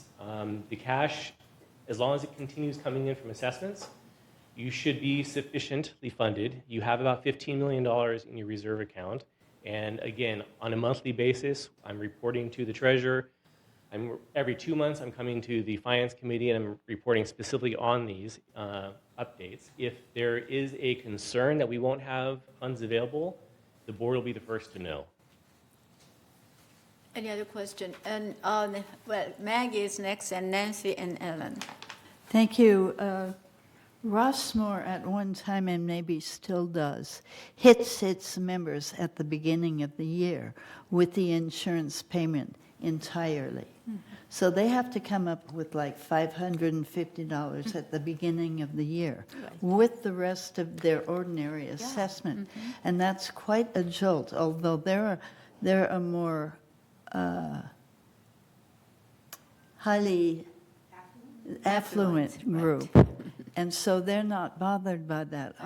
Our people get their monthly check from their retirement account, and it's the same, it's the same, it's the same, it's the same. So this is as a favor to our members. Yes. Who would otherwise be at a loss of how to pay that, and we would have to tell them, no, you've got to start saving for it in the middle of the other year. So save it, and put it aside somewhere. And this way, we just give them one bill, and they pay that bill, and that covers everything. And I think that's kinder to our residents. Thank you. Thank you. Nancy? This is sort of a stream of consciousness comment, so if I'm a little disorganized. One, my prior experience is that property tax funds are sacrosanct. You do not touch them. They're designated for a particular purpose. They go into a separate account, and they remain untouched. Two, corporate-wise, 100% agreement. I've been in multiple corporations and situations, and we cut expenses, whether it's salaries, hours, whatever it is. That's what we have to do. We do that, period. It's a national thing here. They're even doing it in companies that are doing quite well. Thank you. 4, Oh. 3, do our mutuals, our options are that we borrow from a bank, or we just borrow, right? Yeah. All of our money comes through a gateway here. Every check we write for our monthly assessment goes to the gateway, to our trustee. Do we ever borrow, do any of mutual ever borrow from our trustee, which has, what, $45 million sitting in its reserve? That way it protects, if we borrow from our trustee this money, pay him back on the schedule that you have, United reserves sit there poised if we need them for some other emergency. I think our trustee knows we're good for it. It avoids immediately doing a special assessment, and that would be my recommendation. Thank you, Ellen. Yes. Hi, Steve. The reserves, you said 15 million, is that total, everything? Of your reserves? Correct. Yes, okay. And that's after we borrow, correct? Forgive me. No, your reserves right now are $15 million prior to the borrowing. Prior to the borrowing. So what would be the rolling balance of the temporary borrowing? The rolling balance, so listed as one of the attachments, and gives you the, so $3.2 million after 1 month, it'll go down to 2, and then it'll go down to 1, and then it'll go down to 0. We have the balance here. I can't. The rolling balance is off to the right-hand side. Yeah, it's hard to read. So because we borrowed 7.5 last year, or a few months ago. So rolling balance is what? Correct. So that was paid off in full. Yeah, You borrowed 3.2. $6.5 million last April to pay for the property taxes as well as some other items. And then in, forgive me, the June timeframe, I believe you borrowed another $1 million to assist with the payment to the property insurance that was paid out. And then that was paid off in full. It was paid off in, the last payment for the schedule was made in October. And then now we're here. So the rolling balance as of today is 0. Right? Okay. So you have no balance due to the reserve account. Yeah. Okay. So come December 3rd, with the acceptance of the board, we'll go ahead and borrow those funds, bring them over, and again, it'll be paid over 3 months. Okay, thank you. Mary, did you have a question? Yes. Actually, I had a statement. With the impetus on this board of trying to find new ways to bring in money, I think this gives us an even greater spurt for the ad hoc and for other ways that we can cut things. I mean, my view when I came on is we've got to take care of the needs and we got to wait for the wants. So each thing that we look at, we need, is this needed? Is this what we need? Or is this something we want after we get a little more solvent? But I really encourage this board to use this as an impetus to really look for ways to save money, one of which I'm really working on the turf situation. It may turn out very helpful. We'll see what happens. Yes, it is nothing new, and for a year as a treasurer and finance committee, this is constantly our issue and agenda, and try to find a way to save as much as we can. But at this time, we know all the ideal, things and separate account. But it costs much more money than we do right now. And we are borrowing from our own money, so we don't have to spend, much interest to other companies. So as of now, it's the best option we figure. But again, as a board, we could always explore and investigate a better way of handling it, right? That's what we're trying to do, right? Okay. We have 2 rounds of discussion, then I think, one more, Nancy, and, right? Yeah, without divulging anything, there's several of us that see the resale packages. Right. I have not seen one since I've been a director where anybody's borrowing money to come in to buy. And they have to meet the minimum requirement, which is a substantial amount of money. I'm not getting the same flavor that we are needy, struggling people that are coming in here. And I mean no disrespect to people who've been here for a long time, and I've been here for a long time. The word special assessment is a cancer to our thoughts, right? Nobody wants to hear that because we've never had a special assessment. And when you come into an association, one of the first things you might ask is, have they ever had a special assessment? Because that gives you some foreboding and forewarning on it. So I really want to dance away from that concept, although I think our people can handle it. That's where I want to say I disagree. They could handle it if we had to.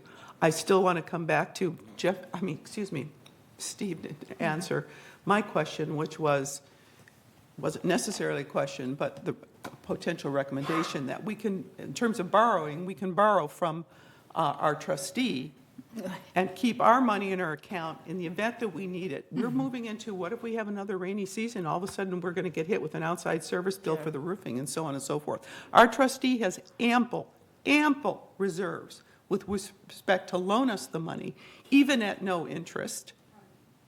And remember, because it's our money, we've put through that gateway, and it's housed safely and securely, that if we do that might be a better option for us, because then it gives us the peace of mind as, quote, the bankers for United, that if we have to call on our reserves, we're not fretting at night, and I know I am about this since I got this report, really worried about it.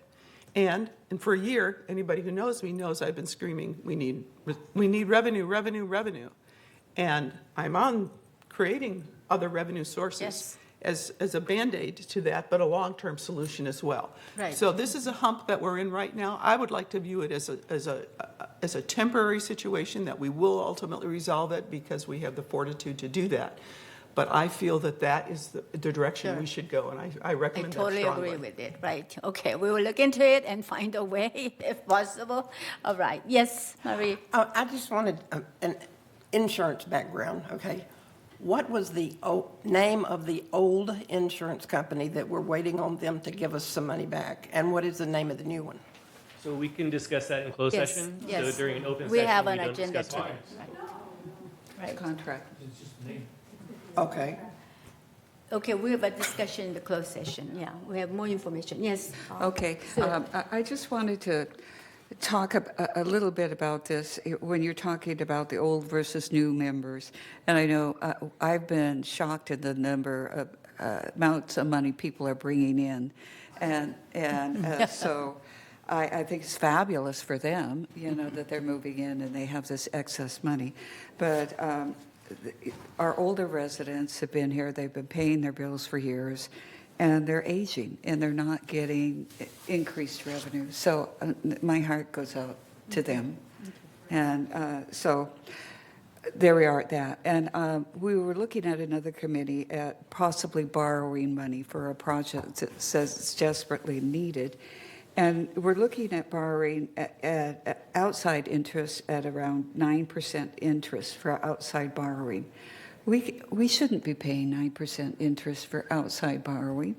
And GRF reserves are not ours.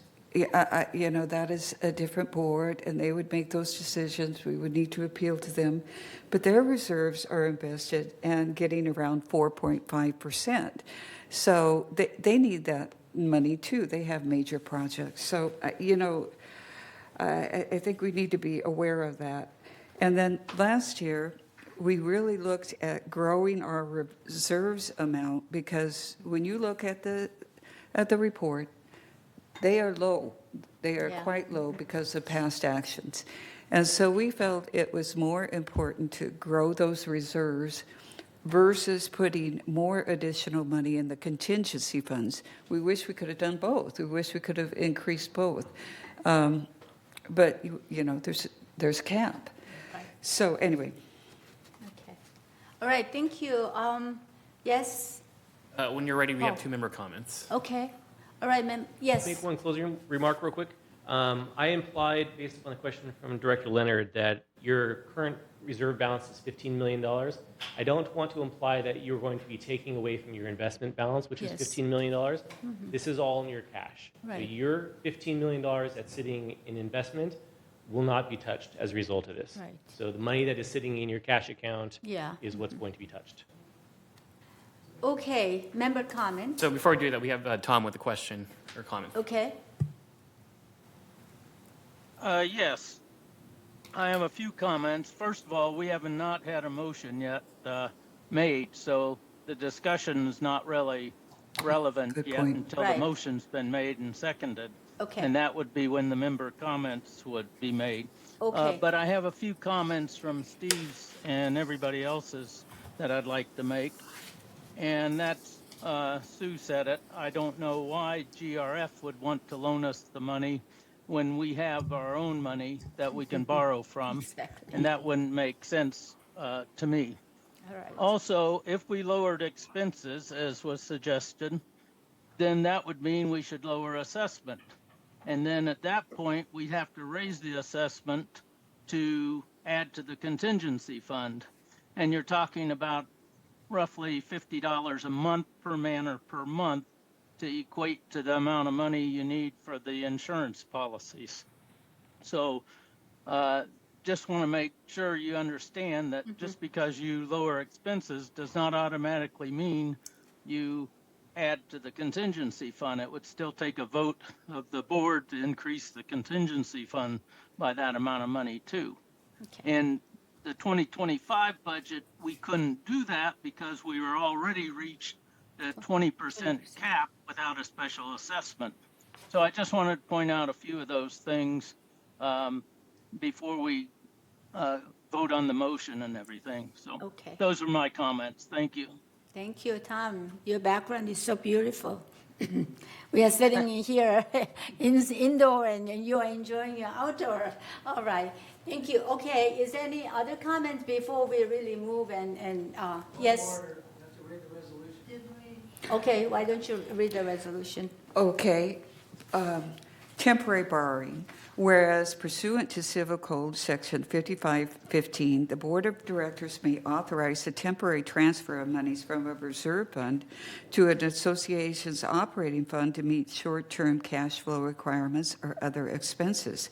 If the Board of Directors has provided notice of the intent to consider the transfer in a board meeting, notice provided pursuant to Section 4920, and whereas the notice required pursuant to Section 4920 has been provided in the agenda for the Board of Directors meeting, and whereas it has become necessary to temporarily transfer monies from the reserve fund to the operating fund to meet cash flow needs due to, 1, timing differences in when property insurance premiums are paid versus when they are collected from residents through monthly assessments, 2, the operating loss occurring in 2023, and whereas the amount of funds needed to be temporarily transferred from the operating fund to the reserve fund has been determined to be $3,200,000, and the repayment plan is scheduled for 3 months, but may not exceed the maximum period of 1 year from the date of approval.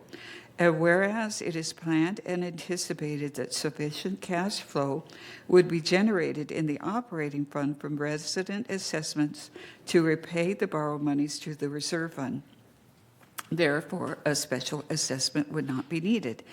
And now, therefore, be it resolved, November 12, 2024, that the transfer of $3,200,000 as a temporary transfer from the reserve fund to the operating fund for the reasons stated herein, and with the plan to repay within 3 months, but no later than 1 year from this date, is hereby authorized.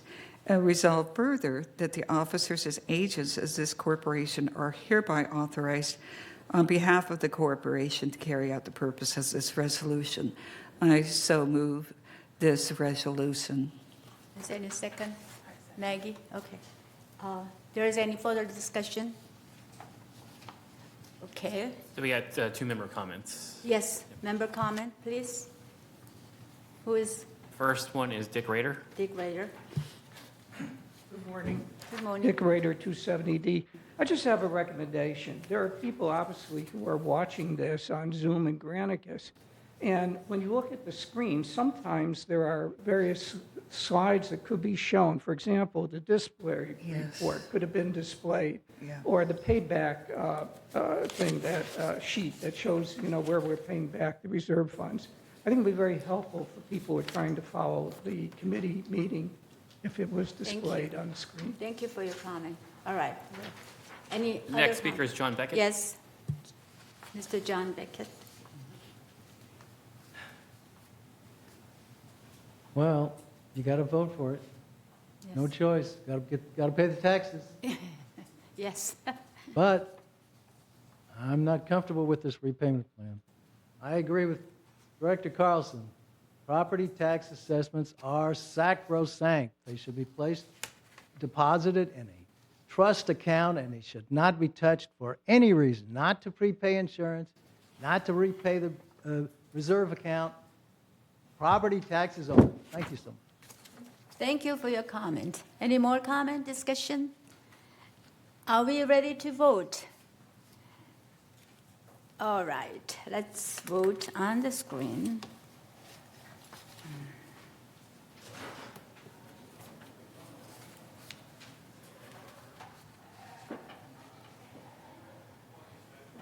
Okay. All right. Okay. 10 yes, 0 no. It's been approved. Thank you very much. Item number 13D, discuss the consider energy task force. Director Leonard. We're C. Oh, I'm C. sorry. Yeah. Okay, I'm sorry. C, entertain, I'm sorry, 13C, entertain a motion to approve walkway lighting request program revisions. November initial notification, 28-day notification for member review and comment to comply with Civil Code 4360. Okay. Do you have any resolution to read? Okay, I'm getting there. Okay. All right. Walkway lighting request program revisions. Whereas on March 8, 2011, by way of Resolution 01-1147, the Board of Directors approved the United Mutual Walkway Lighting Request Form, and whereas the Board also approved the following criteria as a standard to consider for installing additional new walkway lighting. The location is not within 20 feet of another light source, including lights on buildings, laundries, carports, and/or walkways. And the location is a change in direction, either a T intersection of walkways or a significant abrupt turn in the walkway, and/or the location is at an abrupt change in elevation, specifically a step or stairs in the walkway. And whereas the Board of Directors wishes to revise the United Mutual Walkway Lighting Request Form to streamline the process for member requests for new lighting. Now therefore be it resolved on December 10th, 2024, the Board of Directors of this corporation hereby approves of revised United Mutual Walkway Lighting Request Form as attached to the meeting minutes. And resolve further the Resolution 01-1147 adopted March 8, 2011, is hereby rescinded. And resolve further that the officers and agents of this corporation are hereby authorized on behalf of the corporation to carry out the purpose of this resolution. I move the walkway lighting request program revisions. Any second? Okay. Jeannie has second. Any question, discussion? All right, are we ready to vote?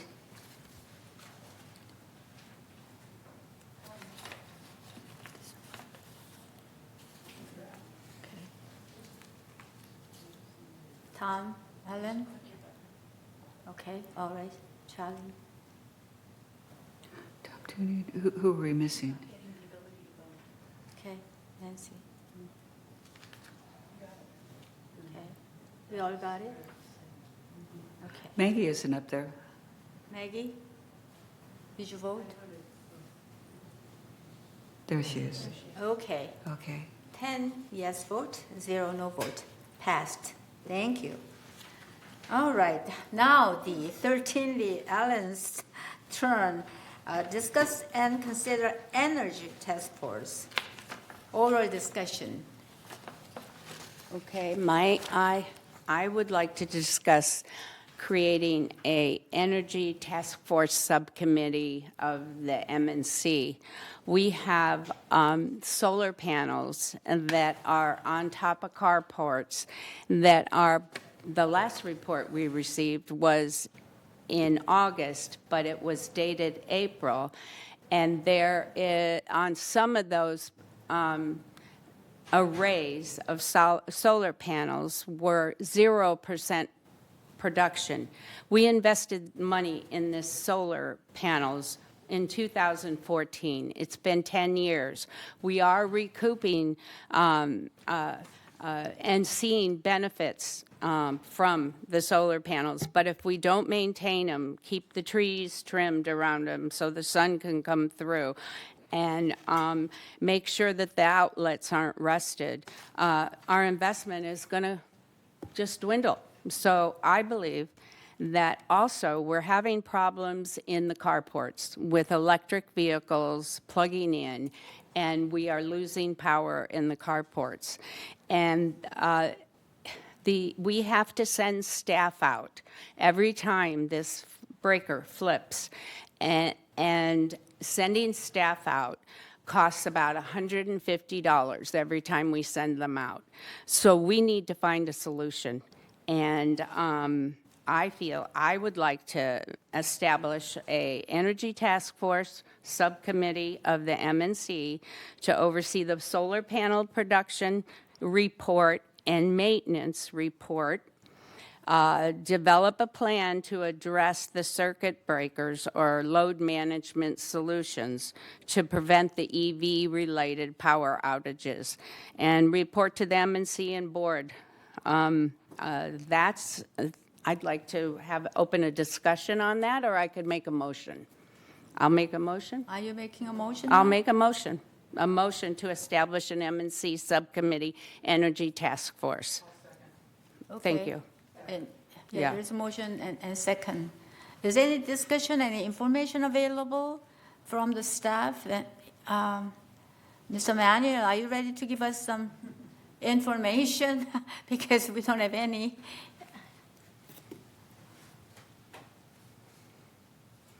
Thank you, Board President, members of the board.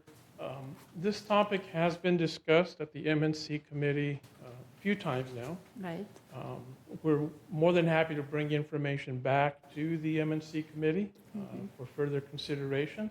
Always happy to do that.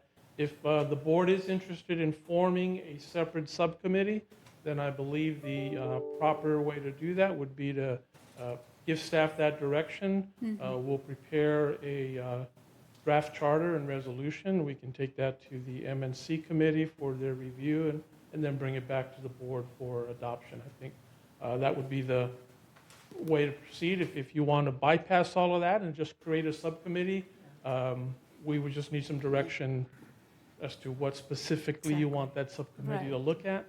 Typically, a committee charter and board direction is the more, we think, better way to go that way. Everybody's on the same page as to what you want the subcommittee to do. Okay, since there is a motion and second on the floor, any discussion among the board members? Yes. All right. We spent this money for solar systems. Oops, sorry. There we go. We did spend what I'm hearing, a large amount of money on solar for our carports 10 years ago. And my question, I guess, is, was there ever a warranty program or service program mostly that we could have gotten in the past to keep this equipment free and clear from what's going on right now? Yeah, we do have a maintenance contract with a vendor that does maintenance on the panels.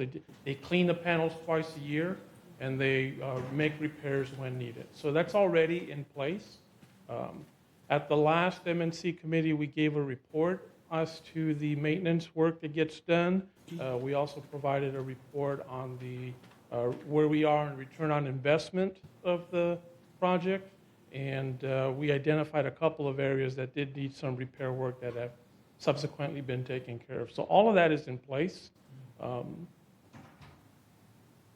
happy to share that with the more newer board members if you'd like. We can send out a copy of that report to the board members. Thank you. Any other? Yes, Maggie.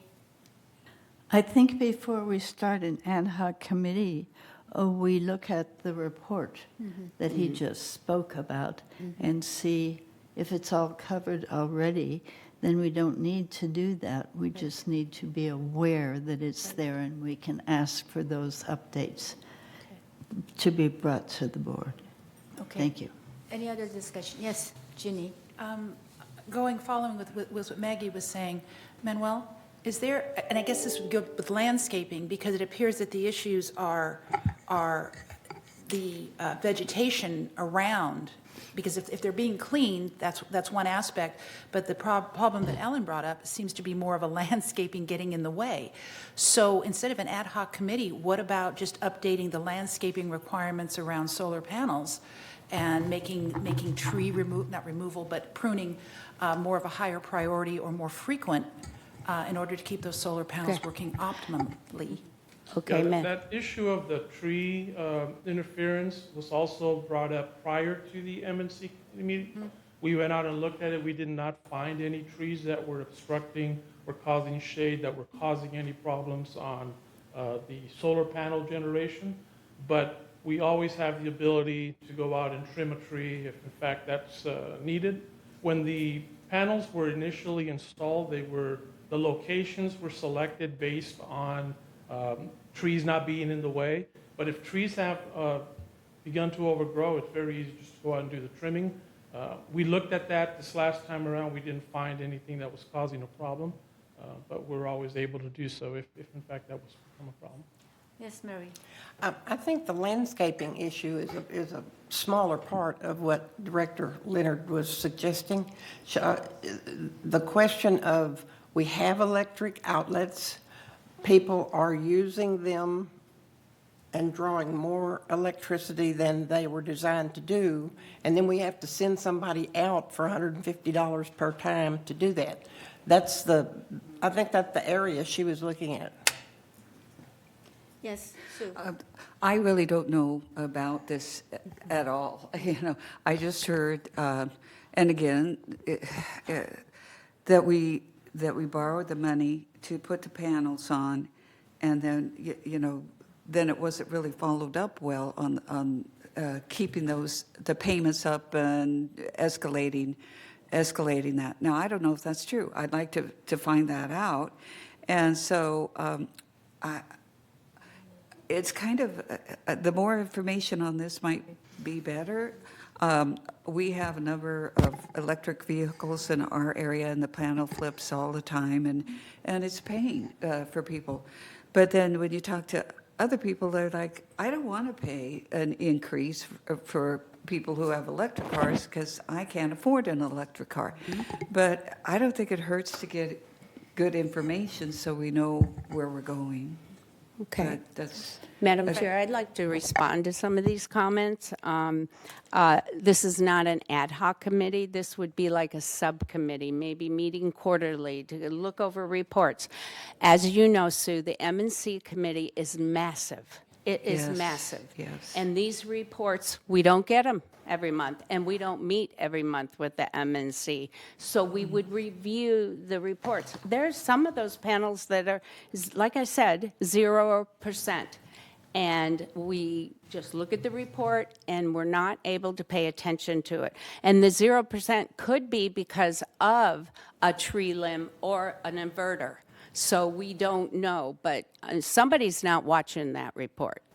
So that's where the subcommittee would look over that. Now, the second part of it, we're paying 20% increase in our water, electricity. So we need to start paying attention to some of the things that we do have. Now, the EV charging has nothing to do with the solar panels, but it does have to do with spending money, sending people out. Maybe we want to limit the amount of cars we allow and sell a little stick or two to put on their car so they can plug into the carports rather than going to the charging stations. So what's happening is if you plug in more than one and you don't alter your times with your neighbors, the breaker flips. Well, we get the point, but the thing is, structure-wise, since particularly you Well, are the saying structure- that you need a subcommittee of the Maintenance and committee. And I construction. think the committee level, we need a committee and bring it to the board. I think that is, the content it will be, secondary. But structure-wise, I think we can start from that. That's my opinion. Start as a with chair. the subcommittee. Right. Yeah. Is that what you're Subcommittee saying? from the MNC, and then MNC will say, oh, we need a subcommittee and Not study this one more MNC, like that. some directors, a couple of directors to oversee and get the reports from MNC. Sure, yeah. Okay, and then right, so, yeah. Okay, so can we vote on it? Form any time, I think, right? I think she wants to call the question. Maggie was the one first. You have a comment, and then Nancy. So you're recommending an energy subcommittee to do what we were hoping that the MNC was doing. MNC's too big. True, Maggie, it's too much. It's too big, it's too big. Too big. It's too It's big. massive, so. Okay, and this committee will work with the MNC committee, not against the MNC committee. Correct. Is that correct? Correct. And we'll, okay. Okay. So, yes, Nancy. Yeah, I think what Ellen's driving at is we really do. MNC is really huge, and what it does is allows some dedicated people to do the interpretations, read the reports and do the interpretations and give us feedback on it, which is really important salient information. So I think I understand what you're driving at, and so I would ask you, do you want to withdraw your motion? No. Or do you I feel wanna- you need to amend the motion, or do you want to call the question, which is to vote? I want to vote. Okay. I want to take a Okay, vote. so there is a. For subcommittee. Well, the thing is that this is our United Mutual Board meeting, and you, as a member, are you speaking? You are third member, right? So you are out of the jurisdiction. This is not just a United issue, this is third issue too. We have the same problem. So rather than going each different way, let's have a committee together, because we have some ideas, you guys I have like some that. ideas, that we can put a committee together Okay. to look at this issue, Yeah. because we have exactly the same problem. So it's not isolated to United, it's between United and Third. If the ideas are good, that works for everybody, it's across the board. It's up to you guys, I'm just Okay, all right. offering a suggestion. Thank you very much. Thank All you. right. Okay, now motion is on the floor. Maggie? Yes. Uh-huh. We have a member comment on this one. Okay, let's have our board member comment first. Maggie, can you? Okay, we have carports. Third does not have carports. We can discuss with them this, that would not be a bad idea. Okay. But we have carports everywhere. They have carports, but then they have private also. Okay. All right, yes, can you, all right, any more comment, question, discussion? No. All right, we are voting. Would you Member comment, all right. restate the motion, please? The motion was to create a, sorry, put it down, hold on. Establish a, Energy. my thing got erased, sorry. Energy Find task it. force. An energy Try to task go back force. 1 second. An Yeah. energy task force. An energy task force subcommittee of MNC Yep. to oversee the solar production reports and develop a plan to address the circuit breakers or load management solutions to prevent EV-related power outages. Yeah, we'll try to summarize that because Michaela's Yeah. taking the minutes right now. Okay, now we got it, right? All right. But let's do comment, the please. member comments Right. first. All right. Kathy Bravada, 864 Ronda Mendoza, P. In this committee that you're talking about, are you also going to address the fact that the electric vehicle owners only pay $20 a month to charge their vehicles? People with gas vehicles pay $100, $200 a month in order to drive their car. As an owner, I don't like the idea that I'm subsidizing some 500 electric vehicles to pay $20 a month to charge their vehicle to run for an entire month. That amount, and I wasn't around when the survey or the initial committees were formed, but allowing EV vehicles to only pay $20 a month is outrageous as far as I'm concerned. And hopefully this committee you're talking about may address that, because if we're being charged $150 every time the breakers go out, these people, in essence, are paying $1 a month to run their vehicles that we all have to pay, that either can't afford an electric vehicle, which God knows I can't, or don't want to have one until 2030 when it becomes mandatory or they stop making gas vehicles. Thank you. Thank you. So I would like to Call the add that question. they could have a part of, There is a motion to call the question, so Okay. we are going to vote. Are you ready? Tom has his hand up. Tom? Yeah. Okay, Tom. Yes, I think Juanita Skillman would like to make some comments and hasn't had a chance to do so. Is that correct, Paul? What? I see a text that says Juanita Skillman would like to make a comment. Yeah, I see it right now. Give me 1 second. All right, one more comment by Juanita. All right. How come I can't see that? It wasn't up here. Oh, okay. Juanita, can you hear us? You can speak now. Yes, can you hear me? Yes. Okay, I just wanted to do a little history here. First and foremost, we put the solar in without borrowing money for it by taking the money from our reserve fund, our contingency fund at that time. At that time, we had an agreement, it was in the resolution, that we would pay back $5 per man or per month to the contingency fund to repay the $3.2 million that we took out to pay for the solar. The next year, they decided they didn't want to do that. They didn't want to raise the monthly dues, and so that never happened. And so that's one of the reasons our contingency fund went down, down, down. Secondly, the energy that is produced by the solar panels only goes to the laundry rooms. It does not go to any carport. Right. The whole issue with the breakers breaking and the problems that we have with EV cards in the carport, et cetera, is a whole separate issue and has nothing to do with our existing solar. It's a big problem. We've looked at it for years. We do not, at this time, have the cooperation of SCE, which we need in order to put enough power in there to power electric cars. So as Ellen mentioned, it's something that has to be done on a neighbor-to-neighbor basis. I'm going to charge it this time, you're going to charge it this time. And we have to remember that that electricity in the carports was originally put in for golf carts, not for electric vehicles, much less voltage. So I support the motion to have an energy task force. we're also putting one in on GRF as a subcommittee that a couple of your members will be asked to sit on.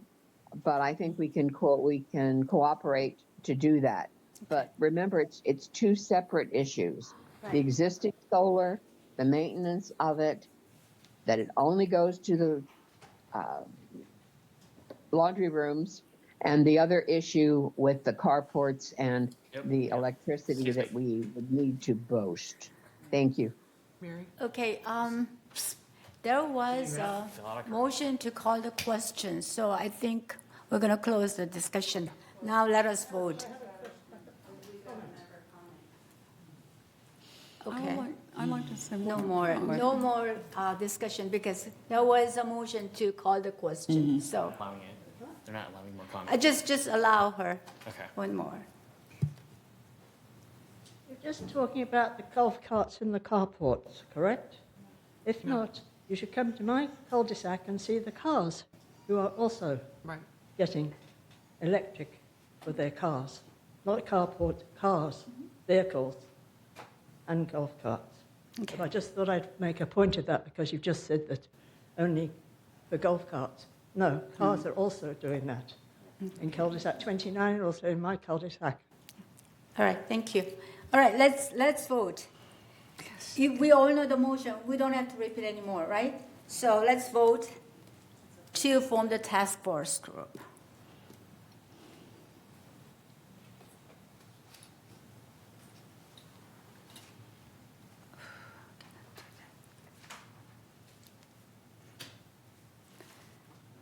Okay, motion passes. Thank you. Thank you very much. All right, director's comment, 2 minutes per director. Is there any comment? Georgiana, you have any oh, yes. What is it? I may have misunderstood, but was something removed from the consent calendar and then had to be further discussed? No, we did not. Oh, We just Maggie? amended the consent agenda and we approved that way. Okay, Yes. thank you. Okay. So any comment among the directors? I don't want to go around. Okay, Marie, please. Yes, I have a comment. Tomorrow, when the new GRF board is voted in, our current director, Leonard, will be our delegate, as we have already. I just want to thank her for her service on this committee and especially on her research that she has forwarded to me on the turf situation, and wish you well, and we look forward to working with you and you being just as energetic on the GRF committee. Thank you. Ellen. Any other comment? Nancy? Hear, hear. All right. Yes, Maggie? Thank you. On the electric committee, I think you should pay attention to also Steve Leonard, who handled this for a long time, for years. And Juanita also might be considered for assistance or advisors on the committee. Steve will probably be on such a thing for GRF. Okay. Yes, and we will. dovetail those efforts together. Thank you. Thank There's you. a lot of experience there. All right, thank you. Any good ideas forming committee? Just let's discuss it. Let me know. Yes, Ellen? I have a comment. We're commenting on we're closing it and commenting on the speakers, or what are we commenting on? No, 'Cause just we're not a over general director's comment. Okay. Before our committee report. Yes. Okay. Well, I wanted It's, to it's time for you to comment on your service for the United Mutual and moving into new endeavor. Oh, okay. All right. I'm looking forward to it. It's not, it's a lot of work. It's going to be like a whole new board because there's a lot of people are leaving. So I'm looking forward to GRF. Thank you for your comment. Okay, move on. Thank you very much for your service again, and we will keep on working with you, particularly the time that a whole new board members are coming into GRF. hopefully it will be a very good relationship building opportunity for 3 boards and plus tower. Thank you. If we do not have any more comment, then we'll move on to the 15. But do you need any short break? We're just moving on. Okay. We can move on then. Okay. 15 United Committee reports. A item is, yes, Maggie? I would ask for a short recess at this time, and that we come back Okay. and do the committee 5 minutes reports. then. Thank you. Right? 11:35, we will resume our session. 5 minutes, you said? Yes, just bathroom break, right?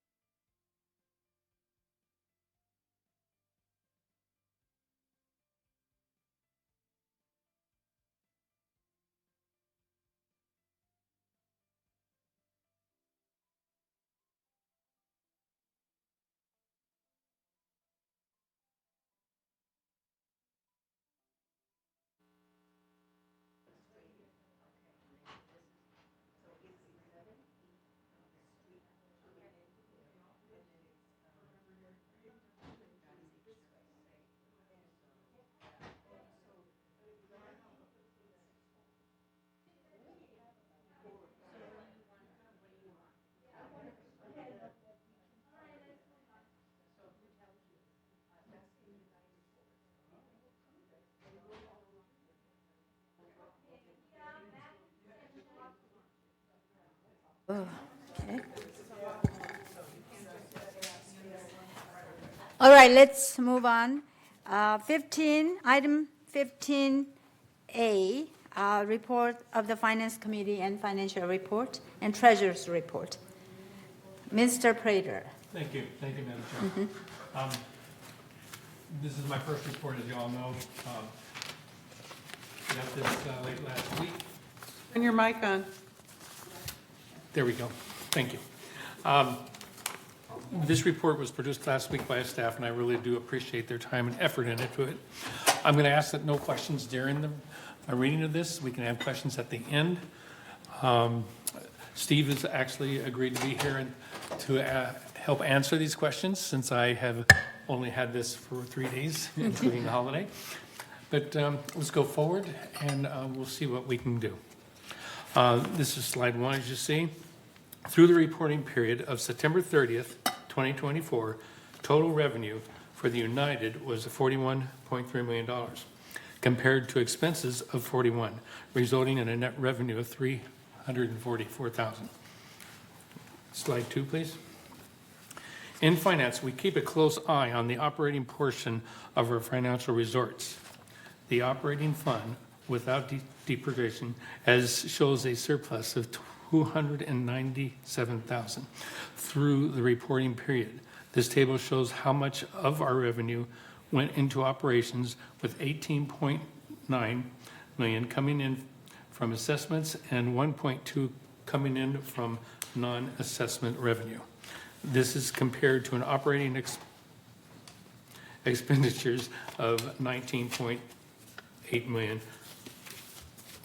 Okay, number 3. This next table takes the full income statement and compares those results to the budget. We can see that United ended up the period better than budget by $1.9 million when combined all funds. 4, please. The most significant variances from budget were attributed to the following: employee compensation, 1.3. Favorable variances resulted primarily in the landscape M&C departments due to open positions. Impacted areas included grounds maintenance, irrigation, electrical, plumbing, interior components, and paint. Recruitment is in the progress to fill in current opening positions. Ground maintenance contracted sub-bed maintenance to outside vendors for the pruning, weeding, and cycle as they continue to fill these positions. Insurance, 469. Favorable variance due to the low hazard and liability insurance and property insurance premiums than anticipated at the time of the budget preparation. As a result of the joint policy with Third that begun on June 1st, 2024, United will see a savings in property insurance through the end of 2024. Utilities and telephone, $209,000. Favorable variance in water expenses due to the timing of billing. The August water bill was not yet received as of the reporting period. Once the bill is received and posted, the variance will be minimal. Outside services, $165,000. Favorable variance primarily due to the timing of work in the M&C program, such as roof replacements, PVC, cool roofing, and paving, major asphalt repairs. The favorable variance is partially offset due to the more damage restoration events that occurred through the reporting period than anticipated. Fees and charges for services to residents, $188,000. Unfavorable variance primarily due to less damage restoration backlog revenue than the original anticipated at the time of the budget. The anticipated revenue in United's 2024 budget was based on a sample of open damage restoration cases. The actual cost per incident was lower than the sample data represented. Additionally, the majority of these cases were completed in 2023. 5, please. On this pie chart, we show non-assessment revenues earned to date of 1.7. Revenue is organized by category, starting with our largest revenue generating category, fees and charges, followed by investment income, laundry, lease processing fee, resale processing fee, and so forth. 6, please. This table shows the same 1.7 of non-assessment revenue as prescribed in the previous pie chart and compares to the current year's budget and the prior year's year-to-date actuals. 7, please. On this pie chart, we see the expenses to date of $41 million, showing that our largest categories of expense are for property tax and employee compensation, followed by outside services, insurance, and so forth. 8. This table shows the same 41 million of expenses and compares it to the current year's budget and to the prior year's year-to-date actuals. Our fund balances are shown here. The contingency fund balance on September 30th, 2024 was $561,000. The ending balance for the period inclusive of 2023 operating deficit transferred from the contingency fund to the operating fund. Contributions collected totaled $114,000 with no expenditures to date. The reserve fund balance as of September 30th, 2024 was $15.2 million. Contributions, investments, revenue collected totaled $10.2 million, while expenditures were $10.2 million. Thank you. We compared this historical fund balance for the past 5 years on this chart, which has an average of $19.6 million. This table illustrates a schedule of repayment of the temporary borrowing from the reserve fund. United has kept a close eye on this payment of borrowed monies to the reserve fund and has paid the balance in full as October 31st, 2024.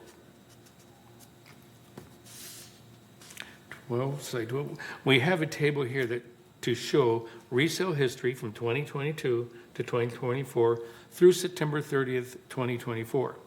United resales totaled 270, which is 19 resales higher than the prior year from the same time period. The average year-to-date resale price of a United Mutual Manor is now $397,000, which is $46,000 more than the prior year for the same time period. Questions?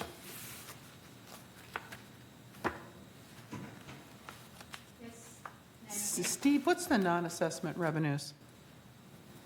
I didn't hear you, I'm sorry. Non-assessment revenue. What are the non-assessment revenues? None, yeah. So 1.2 million. Yeah. Various things. We mentioned the EV charging earlier.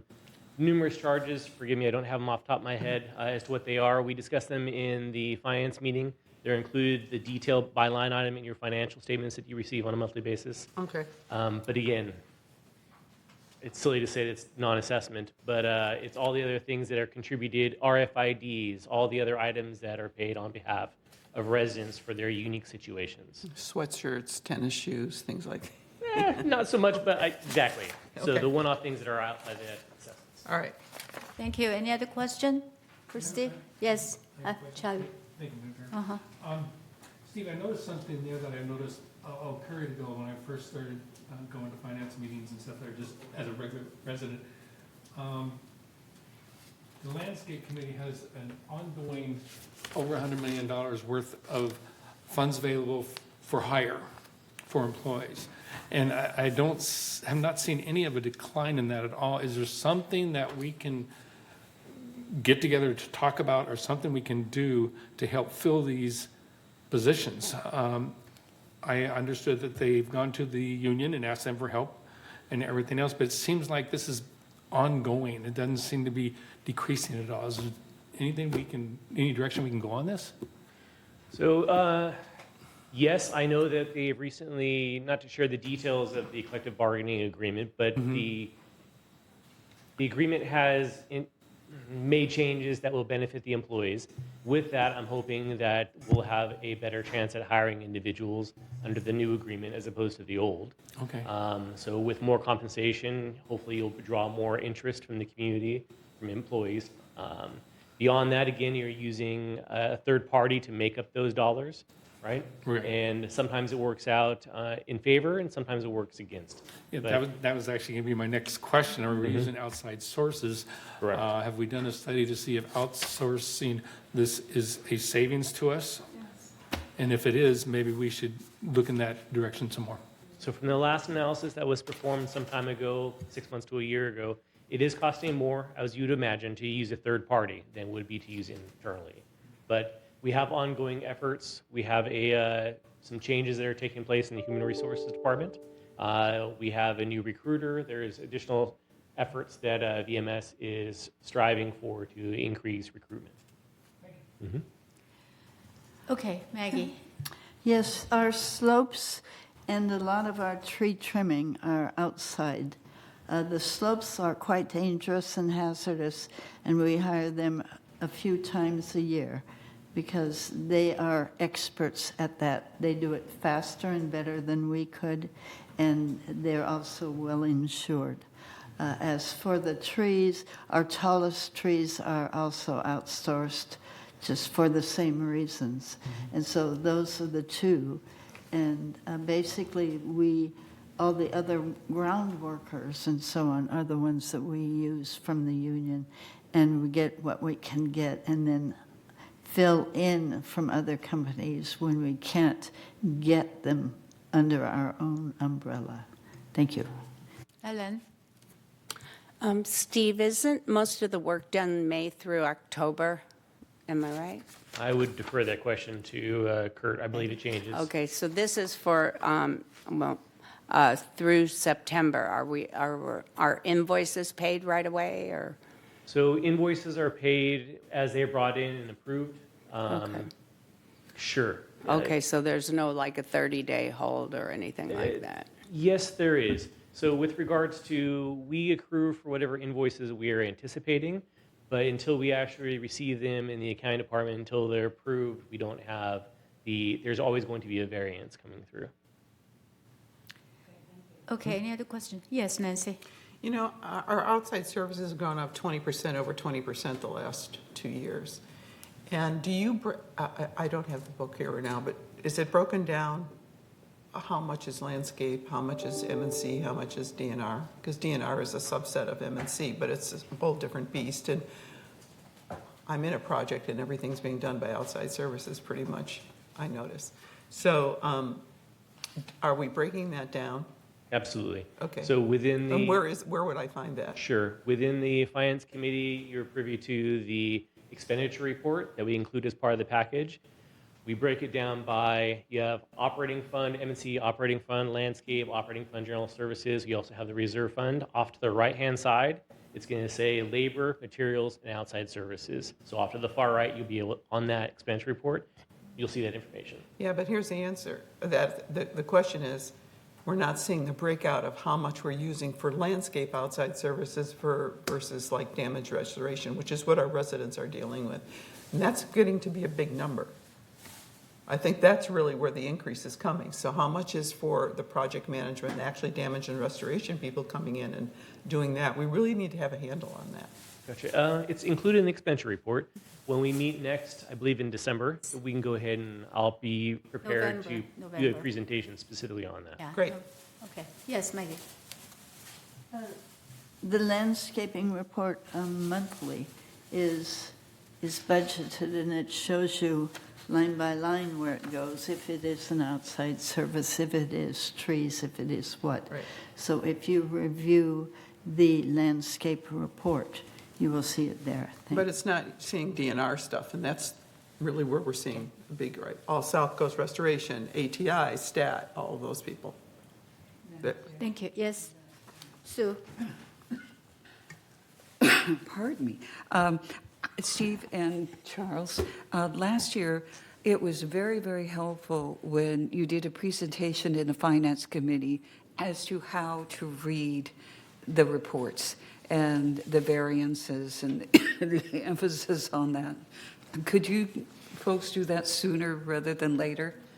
Yes, our finance committee will meet November, right? And we had the last finance It committee was in training. September, and Charlie didn't have a committee yet, right? So I hopefully that our treasurer and we will Yes. continue to schedule that one. And September. The Finance Committee, we didn't have much agenda, except the regular financial report after we finish our assessment set and business plan.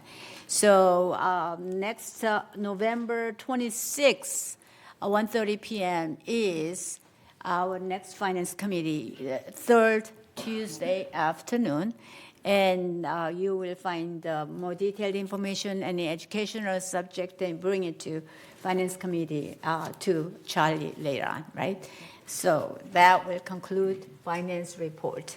All right, Next item is B, report of Architectural Controls and Standard Committee, Director Leonard.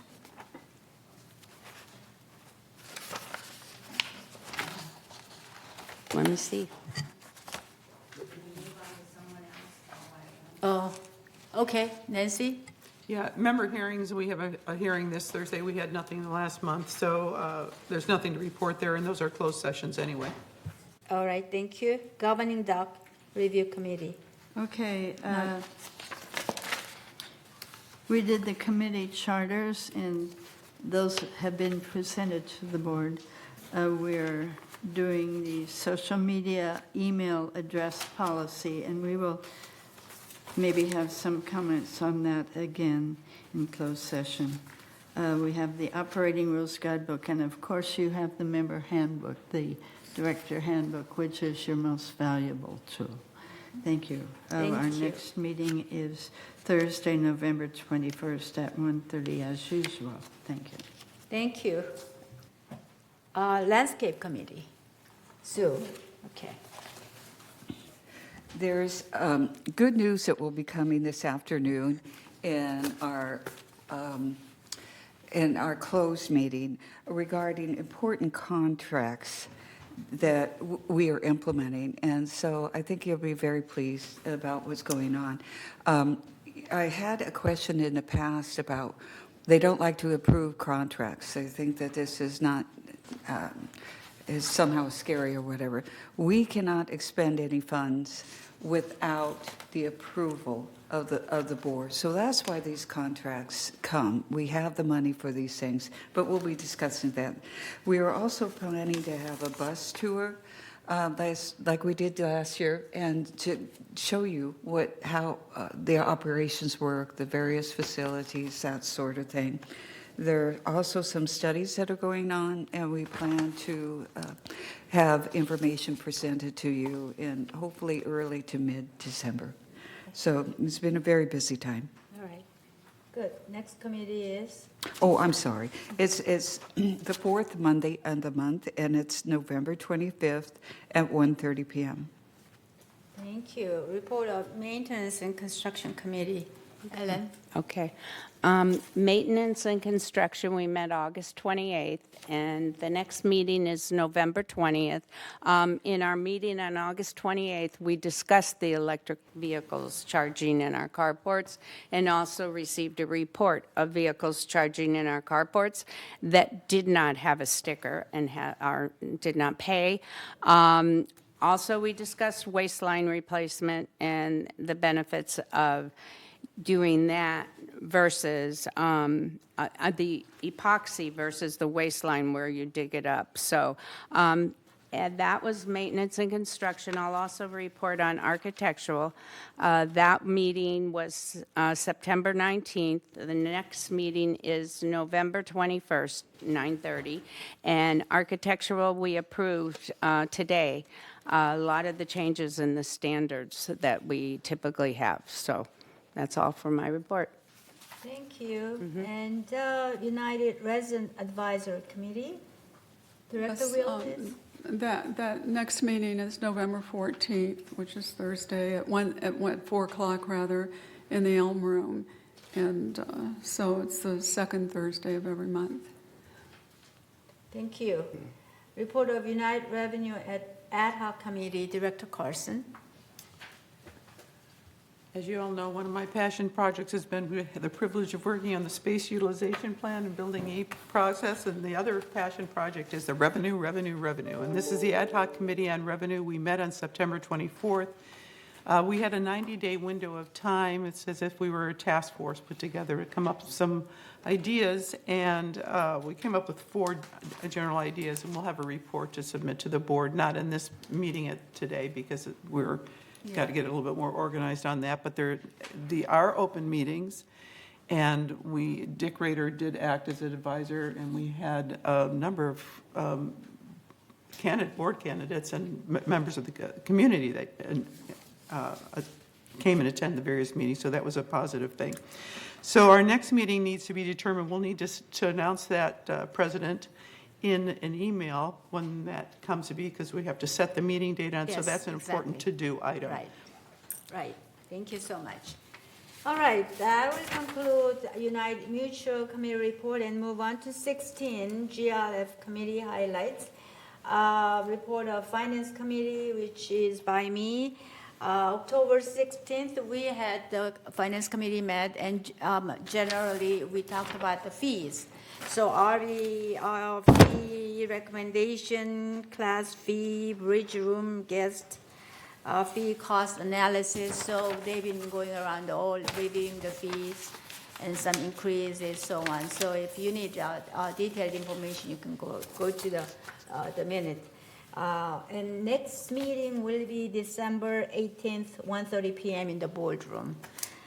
That's finance report of GLF. And next item is Community Activity Committee, Director Leonard. Okay. All right. Yes, we met October 10th, and our next meeting is November 14th at 1:30. In our October 10th meeting, we discussed the aqueducts and the privileges that we provide the aqueducts as far as the pool and lifeguard services. We also talked about the equestrian fee recommendations and the golf fees, and that's it. Thank you. Next meeting will be November 14th. All right, report of GLF Landscape Committee, Ms. Yes, Supan. we are not meeting this month. The next meeting is December 11th at 1 p.m. in the boardroom and as a virtual meeting. Okay, thank you. GLF Maintenance and Construction Committee, Nancy, please. Actually, I'm not going to be reporting in the committee. I will report on the space planning aspect of that. As you know, the corporate members decided no on Building E. Right. And what will come up for M&C is what we do about that. Somebody said, well, now we need to deal with the demolition of it. I want to make it clear, because it was in the paper. Building E is not condemned. It is not condemned. There is no OSHA violations or anything else connected to it, that rumor mill notwithstanding. So one of the things we're talking about is repurposing, and that may be coming up for that. And also, this also begs that we're still dealing with the security, relocating security, landscape, and M&C who are temporarily housed in the building adjacent to the community center. Okay. The next meeting on that, and I am going to be serving on the M&C committee over there, as well as the space planning. Obviously, I would continue because I'm the resident planner that's been involved in that aspect of it. That's to be determined, so watch your calendar for it, because there's always a lot on M&C. Thank you. Report of Media and Communication Committee, Director Blackwell. Yes, thank you.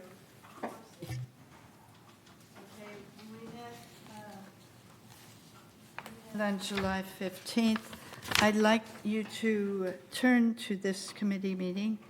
That's item 16E, and see all the things that we do have communication to with the members. We send out all this stuff.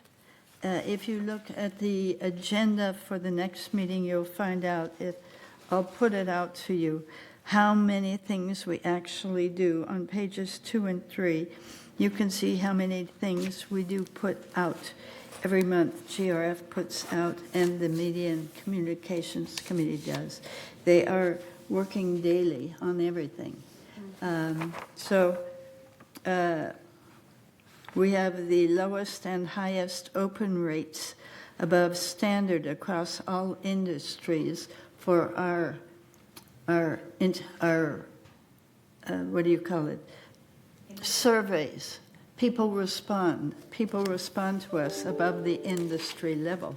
Even though we think it's not enough, it's never enough if it isn't 100%. But our people are responding well, okay? So this is a very good committee, and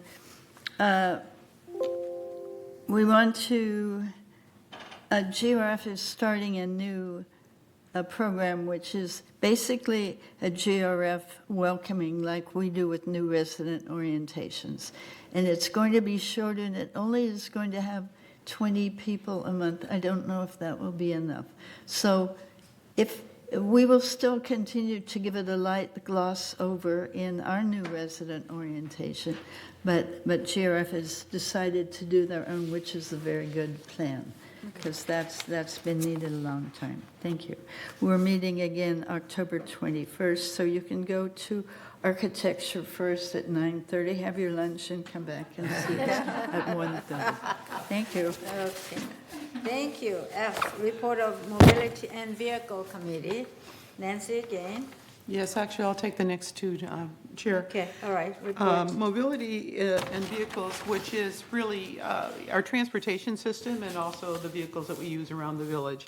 And the exciting part of that is there are a lot of other resources that have surfaced since the pandemic relative to transportation availability and options for the community. And one of the things that I've urged them to do is put together a matrix, whether we publish it in the Breeze, on the webpage, and even maybe create a card that you can grab here to see your various options.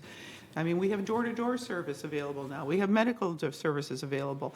We have the regular fixed route system that's available, which we've honed down to make more efficient. Granted, it's probably I've used it myself, almost the least used, not entirely, because it's an in-place system. But we also have the OC Metro system that these things, and I said we need to integrate that so that we see how that fits into our system, and even how it positively impacts our budgeting and operating expenses.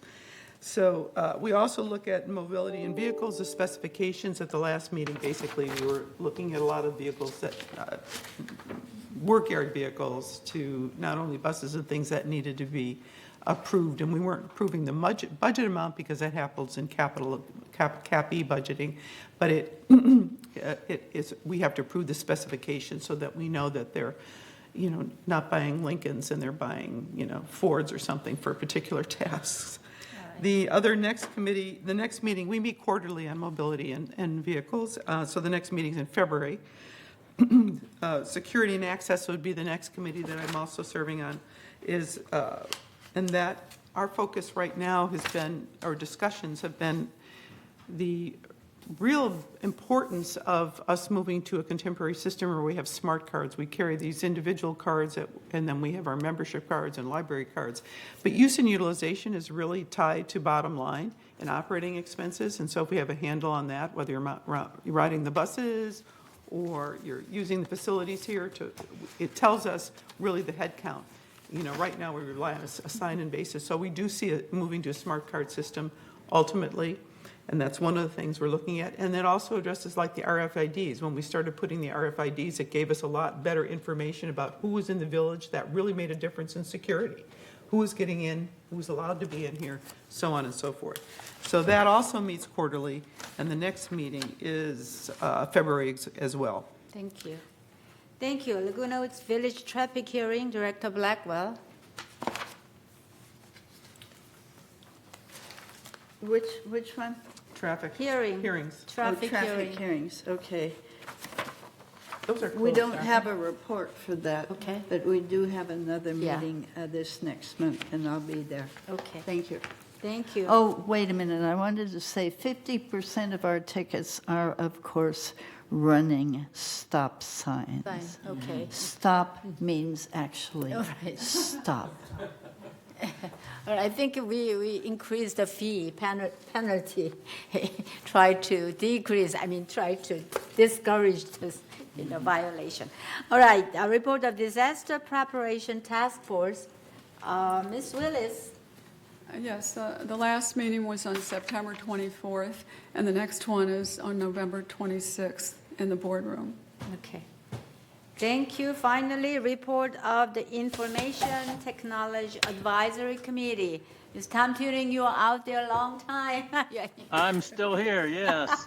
Yes. The ITAC committee, it's pretty much about the ERP system, the Enterprise Resource Planning System.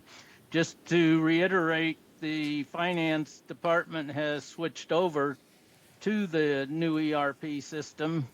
And so they've been doing double duty from an old system to a new system and all the testing and everything. So just want to say thank you again to both the information technology people and the finance people for getting that done. Like any software project, it is taking longer and costing a little more than expected, but the system's moving forward and they're going into the next phase, phase 2 and 3 of the ERP system.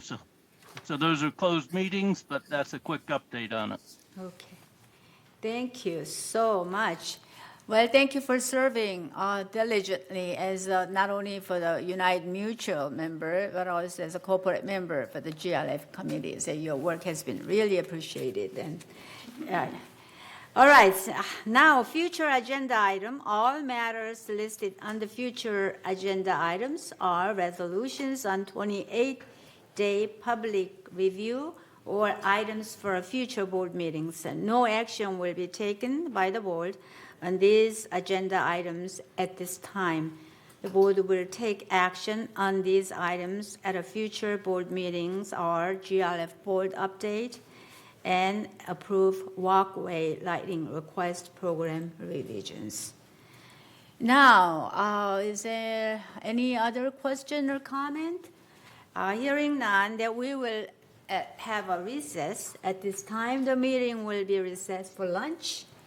And we convene to executive session, to close session, to discuss the following matters down there. So we are moving upstairs, Willow Room, and we'll have a lunch and then come back to the closed session. Now time is 12:10, so I think we will start at 1 o'clock, 1 p.m., no? Jeff is almost here, so probably 12:30 if that's possible. 12:40? Okay. 12:30 or 12:40? Okay, Jeff, our attorney is here already. So let us have a quick lunch, 12:40, all right? Resume at that time. Thank you very much.